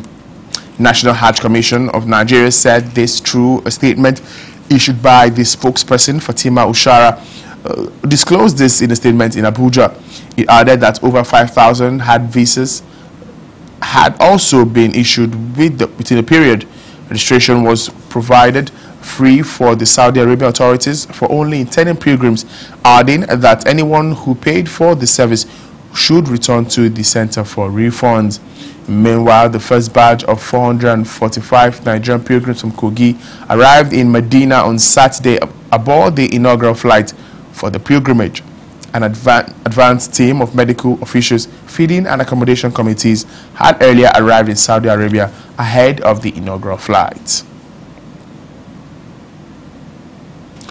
You're on to PTV News, foreign news after this timeout.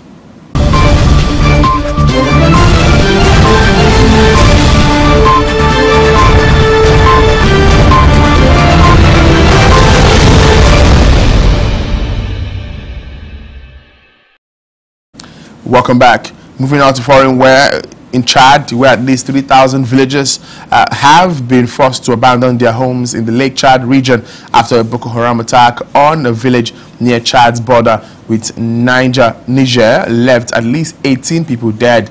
Lake Chad Governor Mohamed Abba Saleh told newsmen on Sunday that the fighters also kidnapped 10 women. Abba Saleh said the evacuation following the attack was a precautionary measure. Boko Haram is in control of the area across the Chad's border with both Niger and Nigeria. In Kenya now, supporters of the Kenyan opposition leader Raila Odinga have launched an online petition to have him nominated for a Nobel Peace Prize. The petition, which has 1,888 signatories so far, says Odinga saved Kenya from turning into bloody civil war by shaking hands with rival Uhuru Kenyatta after last year's disputed elections. Odinga is also praised for sacrificing his freedom for peace. President Kenyatta was declared winner of a controversial rerun of the presidential election in October last year. He won 98% of the vote with turnout at just under 39%. Less than half of that was recorded in the original vote in August. According to Kenya's Election Commission, his rival Raila Odinga pulled out of the rerun and urged supporters to boycott it. Kenyatta was also declared the winner in the August vote, which was annulled because of irregularities. About 50 people were reported to have died in violence since the poll. The unprecedented decision from the Supreme Court cancelling the result did not attribute any blame to President Kenyatta's party or campaign. South African police have established a special task force to investigate the fatal shooting of 11 taxi drivers over the weekend. The new team will have at its disposal specialized units including crime intelligence, the Directorate of Priority Crime Investigation, and detectives, according to the police commissioner, Lieutenant General Kayla Sitole. He says the police now have a 72-hour plan to trace and arrest suspects. The men from Gauteng province were traveling to Johannesburg on Saturday night when their minibus was fired at. According to police, the dead men and 4 others who were critically injured were returning from a colleague's funeral in the coastal region of KwaZulu-Natal. Their vehicle was found riddled with 225 bullet holes. However, the motive is unclear. Rivalry between groups running minibus taxi routes in South Africa has led to violence in the past. There have been other deadly shootings in the east of Johannesburg. Minibus taxis are not of the most popular modes of transport in South Africa. They carry about 14 million passengers daily.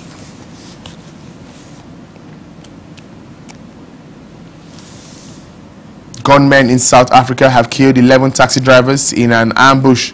The police said the men from Gauteng province were traveling to Johannesburg on Saturday night when their minibus was fired.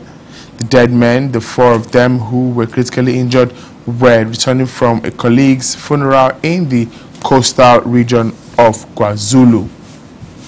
The motive is unclear, although rivalry between groups running minibus taxi routes in South Africa has led to violence in the past.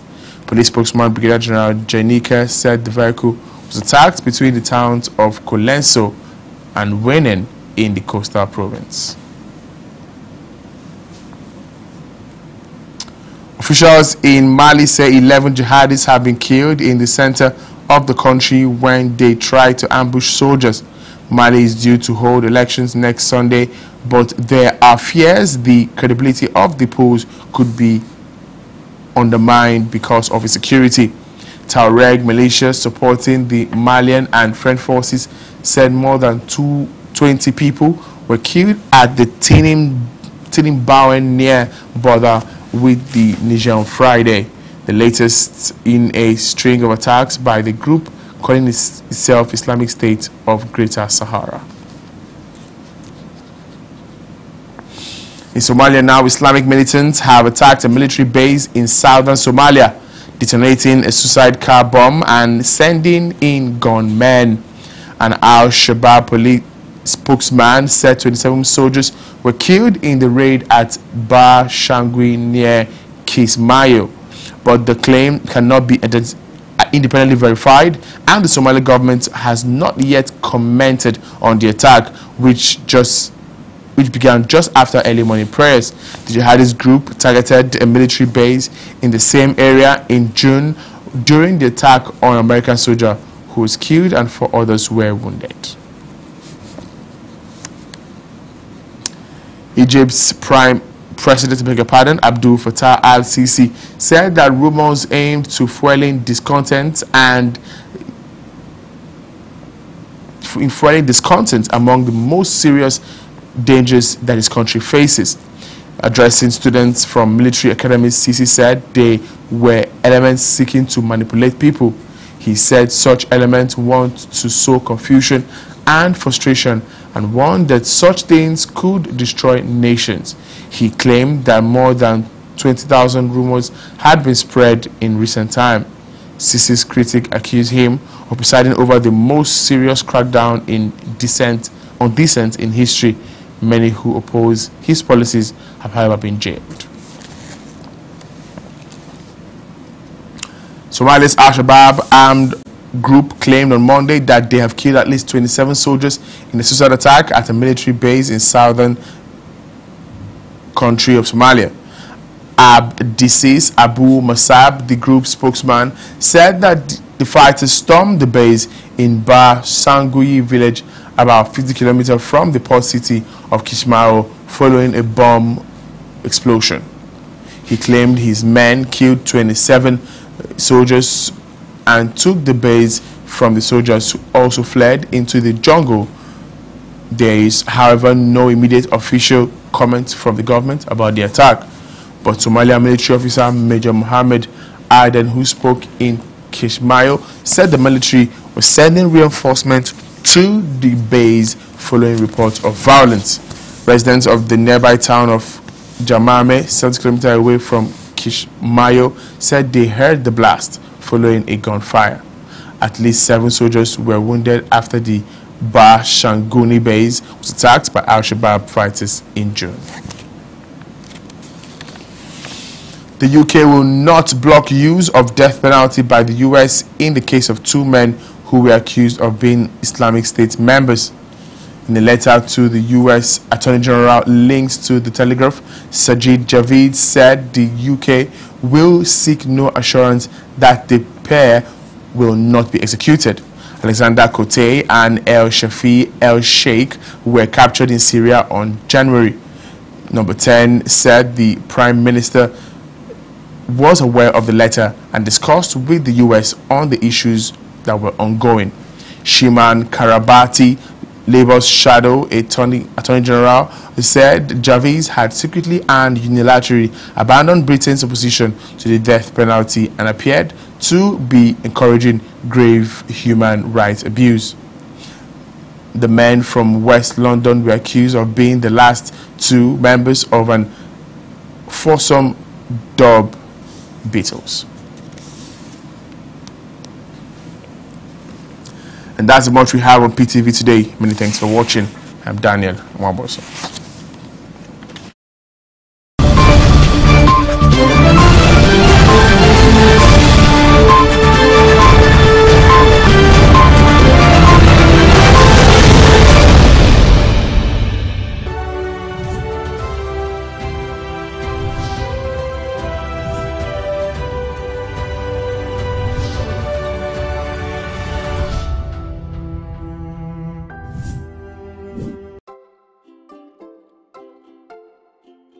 My name is Ufon Sunday Essien. I'm an indigene of Nongokomeko Tefia here in the Konoluku government area. The road on which I'm standing, that's the Nongokom Road that leads to the newly upgraded Akwa Ibom State College of Arts and Technology. This road has been in a very horrible state even before I was born. So that is how we invited the different segments of this community, talking about the men, the women, the youth and persons living with disability. In that meeting, we developed a charter, which is a document that tried to capture all the issues in our community. And then after the charter, we did a letter and went on advocacy. It attracted the attention of government, and then they came and they saw the state of disrepair of this road. Eventually, because of the effort, Government has come and is presently working on this road, and this road is near completion. This now how we for non-communicable if you no sit down look.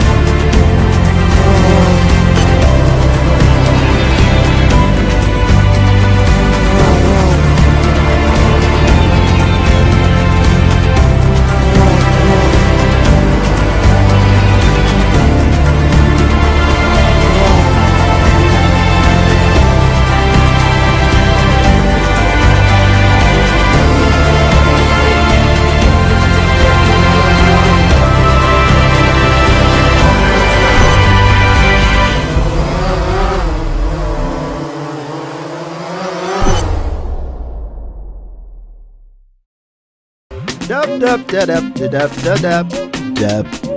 Yes. One day as I did dab, they go. Now I might see my neighbor on top the electric pole. Don't be how my hold so. Before. So? Climb every day. Come on, electric bill. You not gree pay. Waiting concern you for there. I beg you. Come over here. Okay, oh. I don't talk my own. As I dab reach house.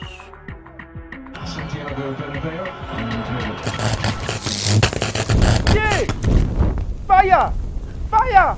My brand new flat screen. Hold up.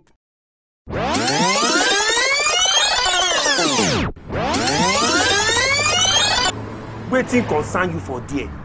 I beg you. Come over here. Government property, now my property. If you don't come down now, I go report. No be only report. Now report card.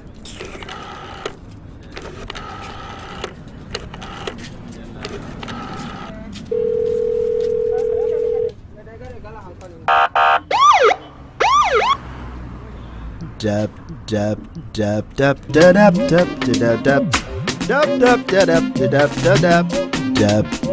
Yes. Dab. Yes. My name is Jane, and I am 18, and this is where I hang out with my friends. We are deeply concerned about the problems facing Nigeria, but when it comes to doing something about it, we would rather sit on the fence. Hold up. Dab.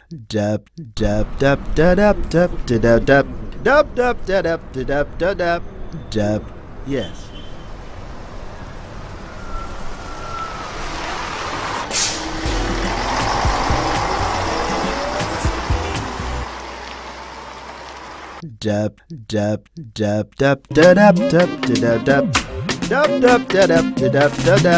Dab. Yes. My name is Femi Anikula Kokuti. This is just to tell you, beg you, plead with you. Don't let anybody lure you into being violent.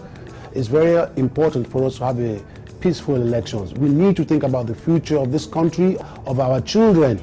We can be a great nation. And the first step is desist from being violent. Let's have a peaceful elections. For innovative research-based analysis, fresh news and programs, join us on PTV, the People's Oriented Station, transmitting on Star Times Channel 120, showing across 36 states in Nigeria, and Channel 77 on Strong Decoder across 52 countries. Yes, you asked for it. Now you have the best of television. You can also follow us on our social media platforms showing on your screen. People's Television, powered by you. On topical issues as always, Nigeria right now. Come along.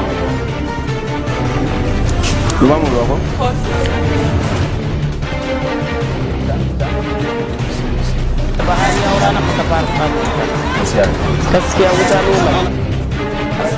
As it relates to their relationship. Jackson.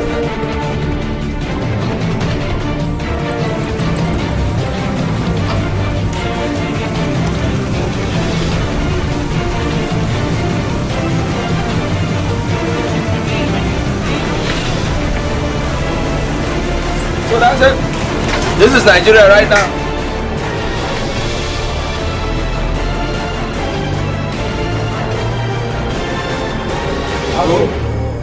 Action.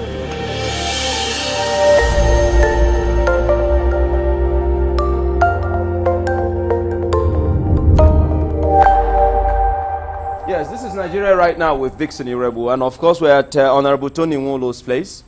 Tony Nwolo is the sponsor of the Not Too Young to Run bill.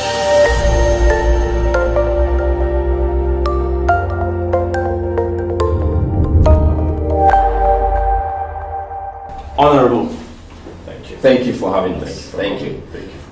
You are very important to us right now. This is Honorable Tony Nwolo. Tony Nwolo is the sponsor of the Not Too Young to Run bill. Honorable, thank you. How did you manage to think out, or even to convince yourself about sponsoring the Not Too Young to Run bill? Because the president in his democracy address talked about to sign that bill. That became an issue, and that's why we're here in your place. Yeah, it was born out of the genuine passion to have the young people occupy our political space. There's been a great injustice done to the young people of this country. I feel we get to play in most other spheres, but you hardly see any of us, just few of us in the political space. So, and you know, if you think about the fact that most of the old people we have today all started when they were very young, and they've remained there. Yeah, I think that heightens the injustice. But when they started, right, there was no law that enabled their emergence in the political space. So how did we need a law to get the young people in the political space? The question you should ask is, why was there a law in the first place that should limit people from participating or being? If we agree in the Constitution, the drafters of the Constitution deemed it right that at 18 you're eligible to vote. Why didn't they also allow 18 to be voted for? So, but in this bill, is 18 eligible to be voted for? No, in this bill, 18 is not eligible, but we've reduced that, and we hope, it's my desire that somehow the next assembly will continue to improve upon this until we get it to that which is obtainable in most other climes. We're not saying that we're hoping to see an 18-year-old occupy the position, but to leave the space for anybody to why would you want to aspire? Good. Why would, what in their own thinking made them limit or set the limit they did? But that will also be queried in the future when they come with, let's allow 18, since 18 is eligible to vote. Someone will also ask, what were they thinking? You know, even limiting 18. How old was Gowon and Co? Gowon was 29. Even in the military when they started. So why is it that in the civilian, the democratic setting, you now have the age being applied? How old was Obasanjo? How old was T.Y. Danjuma? How old was Ojukwu when he took us to war? That is exactly my point. So why is it that when it now got to democracy, the drafters limiting the why do we have that? If not just an outright injustice to the young people of this country. But I was also wondering that the president would have just announced on Democracy Day that congratulations, Nigerians, especially the young people, that the bill, you know, the Not Too Young to Run bill, I have assented to it. But this one is still another promise, and you're a member of the APC. No, I'm a member of the PDP. Oh, you're a member of the PDP? Yes, I asked because I thought it would have been a good gift for Democracy Day. It's not bad. It's not late yet. If Mr. President has announced that in the next couple of days he's going to sign the bill, it's good enough. If days run into weeks, and weeks run into months, then you begin to ask, why didn't you keep to your promise? But if Mr. President has simply said, in a matter of days, this could be tomorrow, this could be next tomorrow. True. This could be Saturday. We still have this week. And this could be after May 2019? No, I don't see that. I don't think that's what Mr. President meant when he said so. I would want us to, first and foremost, I want to commend Mr. President for that bold step. At the same time that I've commended the respective state assemblies that assented to the bill and the National Assembly itself for the support. This bill wouldn't have seen the light of the day without the National Assembly supporting it. The leadership of the both chambers stood by this bill. It made this bill break a record.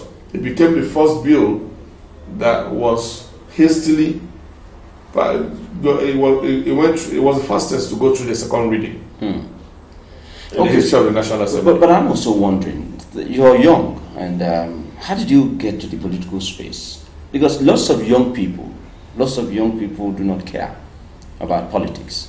So with this bill right now, how will that... Would I really agree with you that most young people don't care? I think they do. The problem is sometimes mentoring. Some young people they also need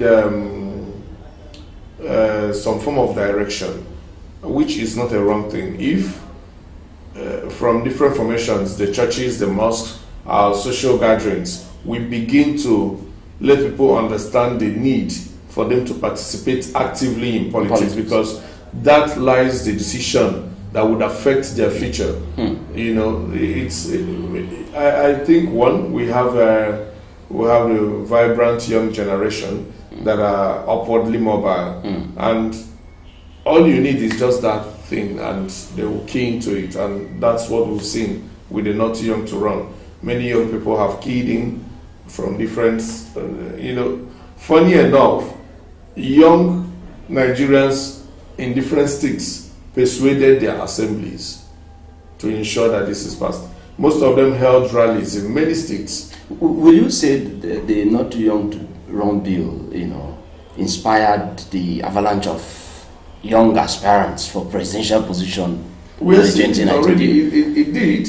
And the funny thing about it is that even the older politicians are now telling you that they are also not too young to run. Or they are telling you that they are not too young to run compliant. No, they are too young to run compliant.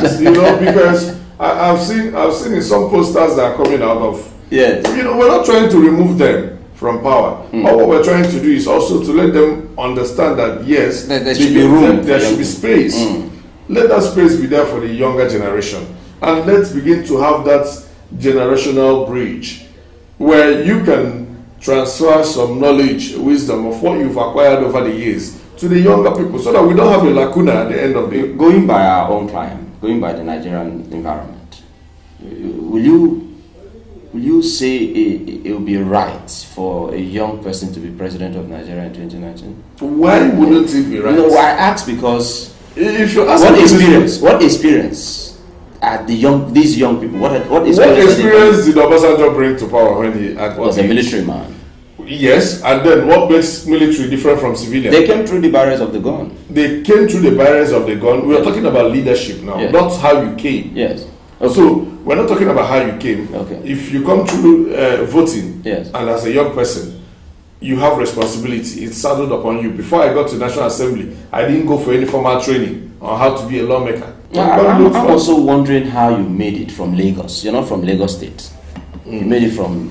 You are representing the Solo Federal Constituency. Yes. You're from Imo State. Yes. Constitutionally, you are allowed to. I know constitutionally, but I'm just wondering how you were able to find your way around all that had to do with the discrimination and all the vibrancy of the young people.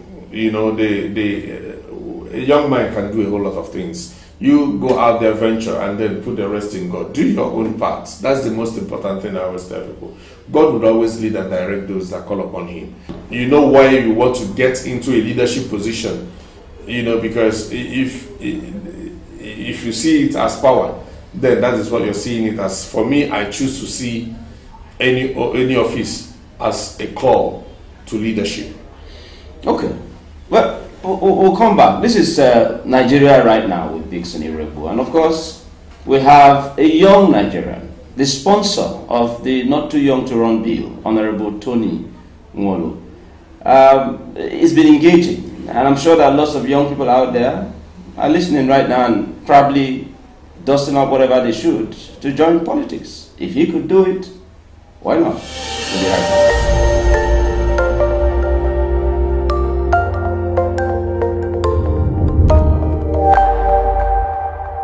Nigeria right now poised to engender patriotism. I ask my colleagues, my friends, that I endorse this program, and I want them to continue to patronize this program so that people out there would know exactly what is happening to Nigeria right now. I advise Nigerians all over to watch Nigeria Right Now. Well done, and keep up the good work.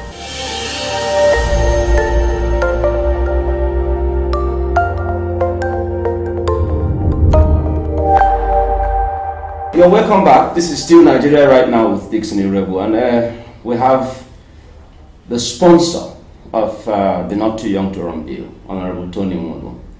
He's been our guest, and we are really now some of those areas that has to do with young people getting involved in politics and why we should, in fact, get involved. Honorable, I heard that you're aspiring higher. Is that true? You're not wrong. I'm not wrong. So this power thing, therefore, once you test it, you want to keep going? No. You're going for governorship ahead? No, not when you test power, like I told you earlier. It's a call to leadership. Who does this call? Is it the people? No. Sometimes the people, like in my own case. Yes.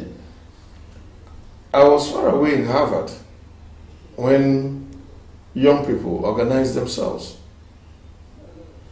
across the 27 local governments.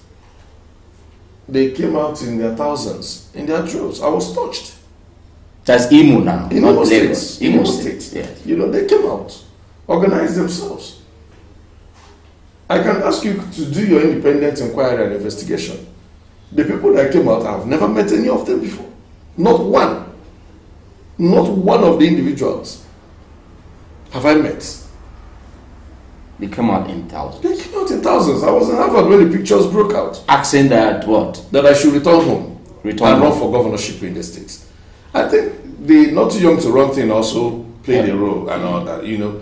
That's my own thinking, actually, because I started, you know, why the whole thing? I know there had been talks here and there, Tony, come and run for governorship, but you know, the fact that the young people, why am I most touched about this?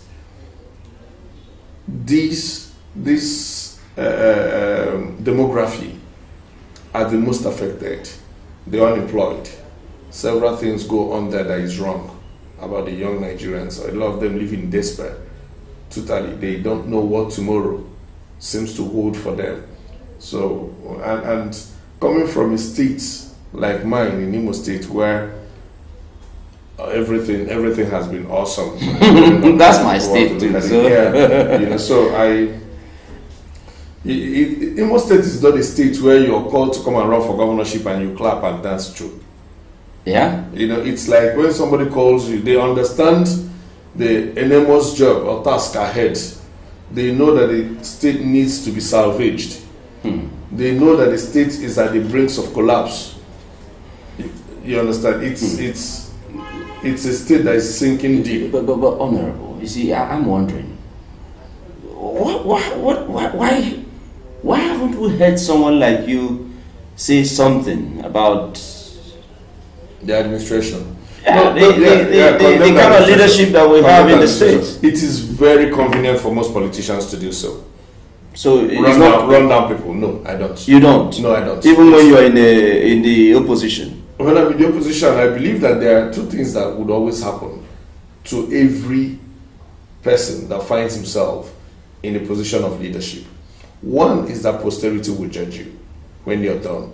Two is that the electorates would have their votes to decide during the next poll. Those are the two things you can do. Other than that, the other constitutional things is if you think the person has committed impeachable offenses, then the State Assembly will do their job. If so when in the opposition, you couldn't engage, you couldn't make the government in power to like realize that people are watching. But obviously, because it got to a state where it's like a shameful day to come from Imo State. Obviously, you know we have leaders that lead with impunity. We have rulers, not leaders. We have people that are power drunk. We have persons in power that appear to suffer from some hearing impairment. Is that the way you would describe the current leadership in Imo State? The current leadership in Imo State is, the only way I would describe it is something I told you. After he leaves office, posterity will judge it. No, describe for me. You're from Imo State. Yeah. Are you appalled in any way by the state of things in your state? Who shouldn't be? If you are, what is the state? How will you describe the current leadership in Imo State? In your own words. You know, I have seen people use clueless. I don't want to say clueless. It's already said already. Would I say rudderless? No. I think everything you're asking me is already out there in the public. In a state where pensioners are not paid, civil servants are not paid, infrastructure is decaying. Those that you inherited has decayed under you. And let me tell you one truth. When you talk about administration, like I said earlier, it is very convenient for any other person, most politicians, to sit down, take a swipe at to curry public sentiments. I am not that kind of politician. I am not focusing on what the current administration has done right or wrong. I am not going to go after him as an individual. If you strengthen the institutions will do their job. I don't think it's about going after people like most people do. Let me get into office and then I'll jail you. It is not you. You're not the state. We begin to understand that, yes, you're leading, but strengthening the institutions, the capacity to be able to even proactively stop most of the things. The governor is just one person. Let's not forget that. Away from the governor, you have the commissioners that should do their jobs. The commissioners are not elected. The governor is the one the commissioners are elected. Yes. Are they doing their jobs? If they are not doing their jobs, somebody should take responsibility. You have the state assembly. Yes. That should be there to check the governor. What are they doing? What are they doing? So if you allow, if the institutions that are supposed to function, that are supposed to perform the oversight on the executive, not do what they are meant to do, then you have a total collapse of the system. Okay, let's bring this. Now you have a man that believes that he can call the whole shot because probably a whole lot of people are compromised.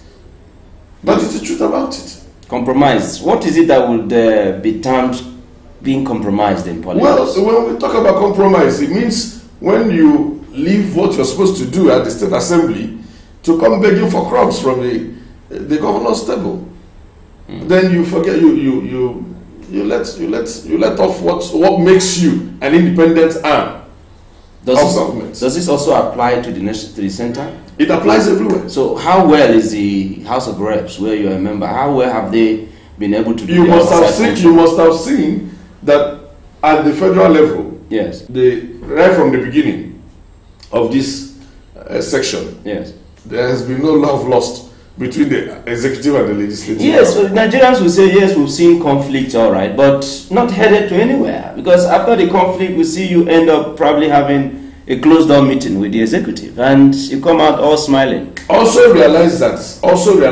yes, it is a process of resolution. You cannot be in conflict in perpetuity. Conflicts would always come, even in war. Yes, there's always room for resolution, and resolution can only come true when you dialogue. So we're not. You can't.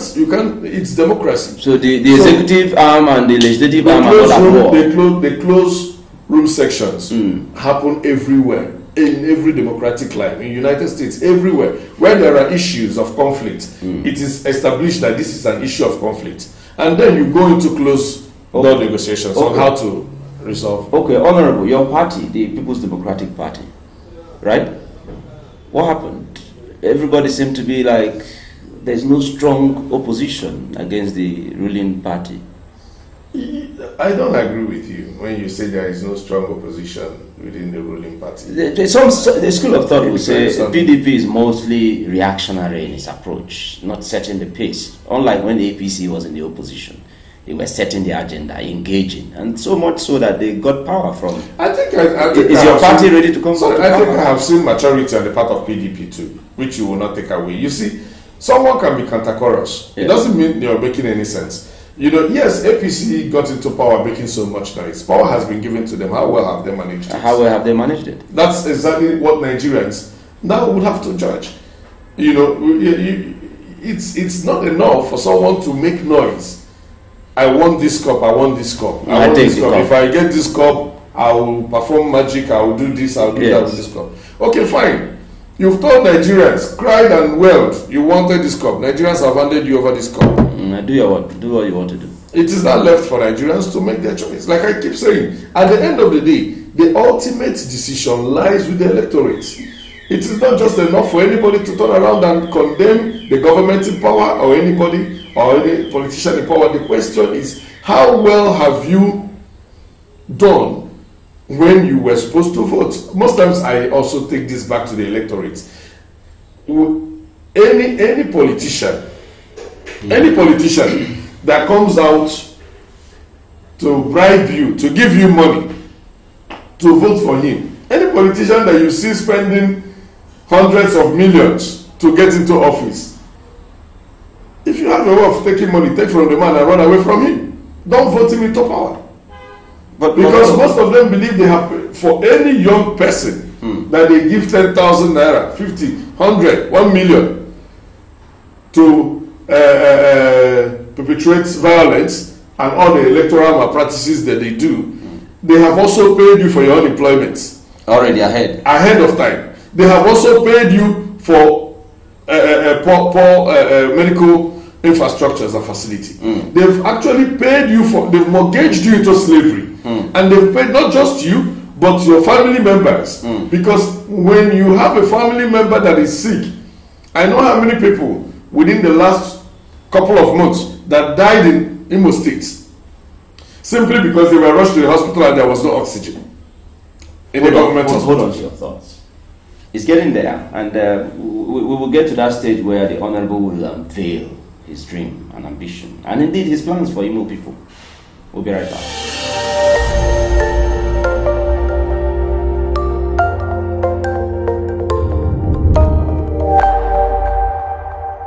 So you're saying that transparency governance is what you want to do? Transparency and prudency. Allow them, let the people know what is being allocated to the local government, what they are getting at the end of the day, so that you know you're close to your people. One, you're through the process of the election.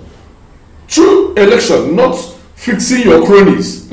Hold on that. I would not.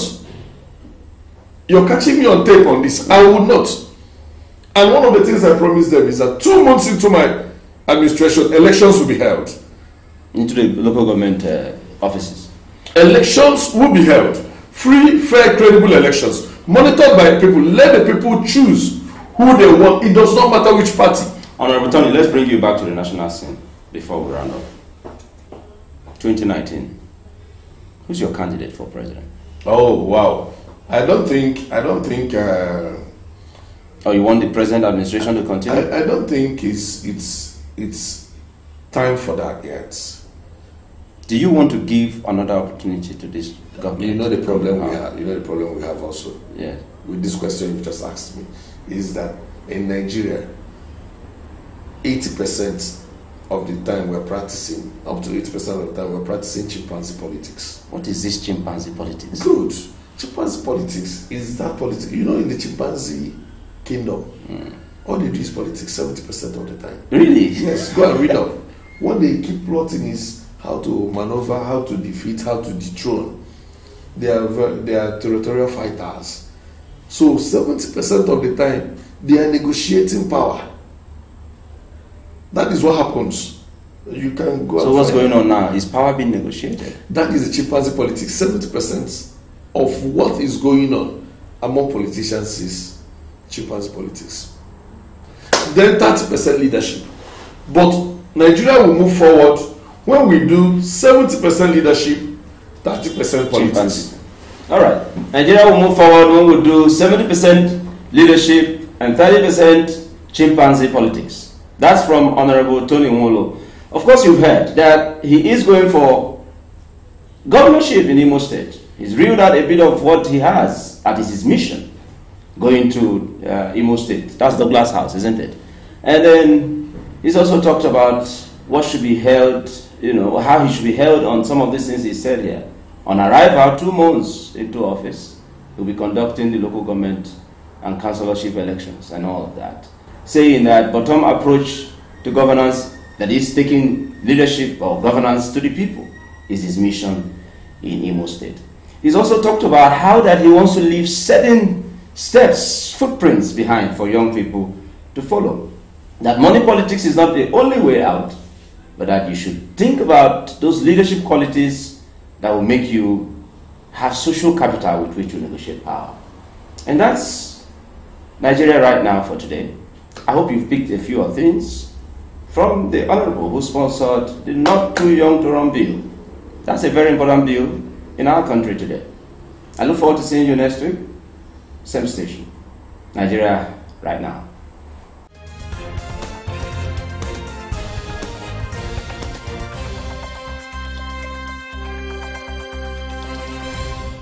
This is Nigeria, just because I'm on TV now. Person who no get work is checking to see if my watch is original. This is Nigeria, whether Madam Philomena. Money vanish for your office, 36 million, you tossing an animal. This is Nigeria, never any recession. When looters and killers and stealers are still contesting election. Politicians with thieves, some billion and billion, you know they go prison. Police station they close by 6, security reason.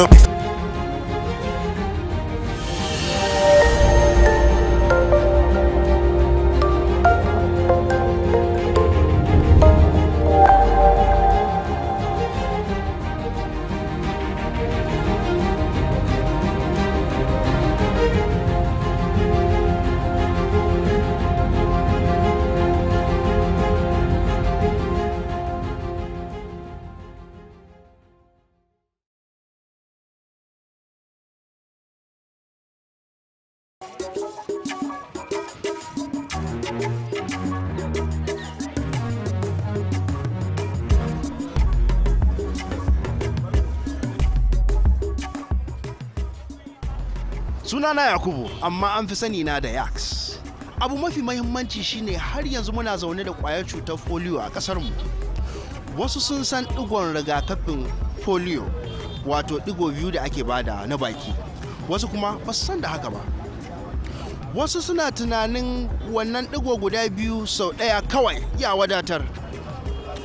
Shin digo biyu ya wadatar? Bari mu bincika. Yaya aiki? Lafiya kalau. Digon mai guda biyu kawai zai isa so ya kosai? Ba zai isa ba. To, ta ce ba zai isa ba. Ina zuwa. Na gode. Shin za ki amfani da digon nono guda biyu kawai ki dama fura? A'a ba zai yiwu ba gaskiya. Saboda nonon ne yake taimakawa wurin dama furan. Na gode.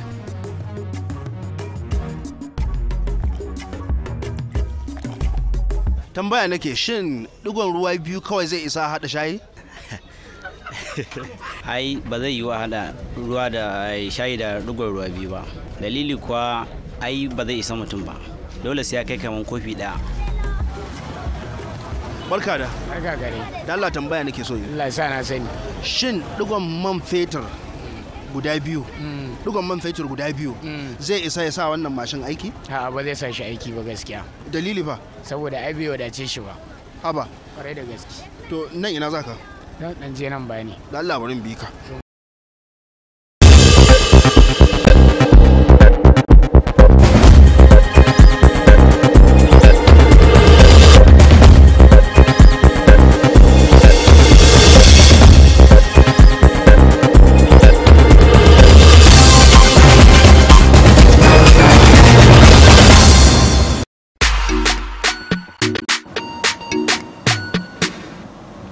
Is Chidinma Ekile pregnant?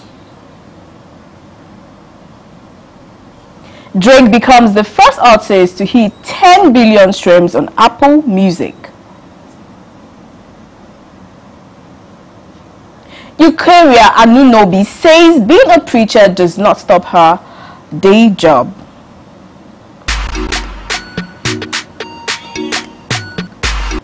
Okay, welcome to E360 News, brought to you by MTN. My name is Alara Gold. So good to have you guys join us today on the show. I hope you guys had an amazing weekend, because I did, and I just couldn't wait to be here to, dish out everything that happened all through the weekend. So without further ado, let's get to the business of today. Okay, so Nollywood actor says he has no favorite among Nigerian actresses, and I'm talking about Bolanle Ninalowo. In a chat with Pond, the actor said, "I enjoy working with many of them. I have never really seen anyone as special because we simply go and get the job done. I do not have a favorite." The star also confessed to have been turned on while filming with an actress. Bolanle didn't reveal the actress he was acting alongside when he got turned on, but said he had gotten turned on twice on movie sets. He said, "Believe it or not, it probably happened to me once or twice within my entire career. However, my eyes and mind are always on the prize." Look, I just have to see you, man. Please let me in and let's talk. You have 5 minutes to say whatever you have to say and leave.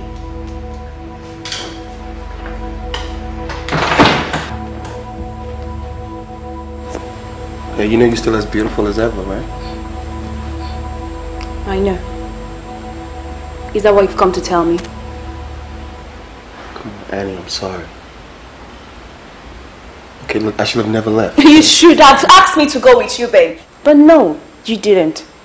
Instead, you sent me a flight ticket. Ordinary flight ticket. After 2 years. 2 good years, Ben. Annie, it's not like that now. Look, I'm sorry. You're sorry? So, what was I supposed to do? Just sit down? Twinkling my thumbs? Okay, so I think Bolanle has just answered a question that I've always pondered through. Like, really, I've always asked myself, actors that, play sex roles and, romantic roles, do they ever get turned on? I guess he already said it.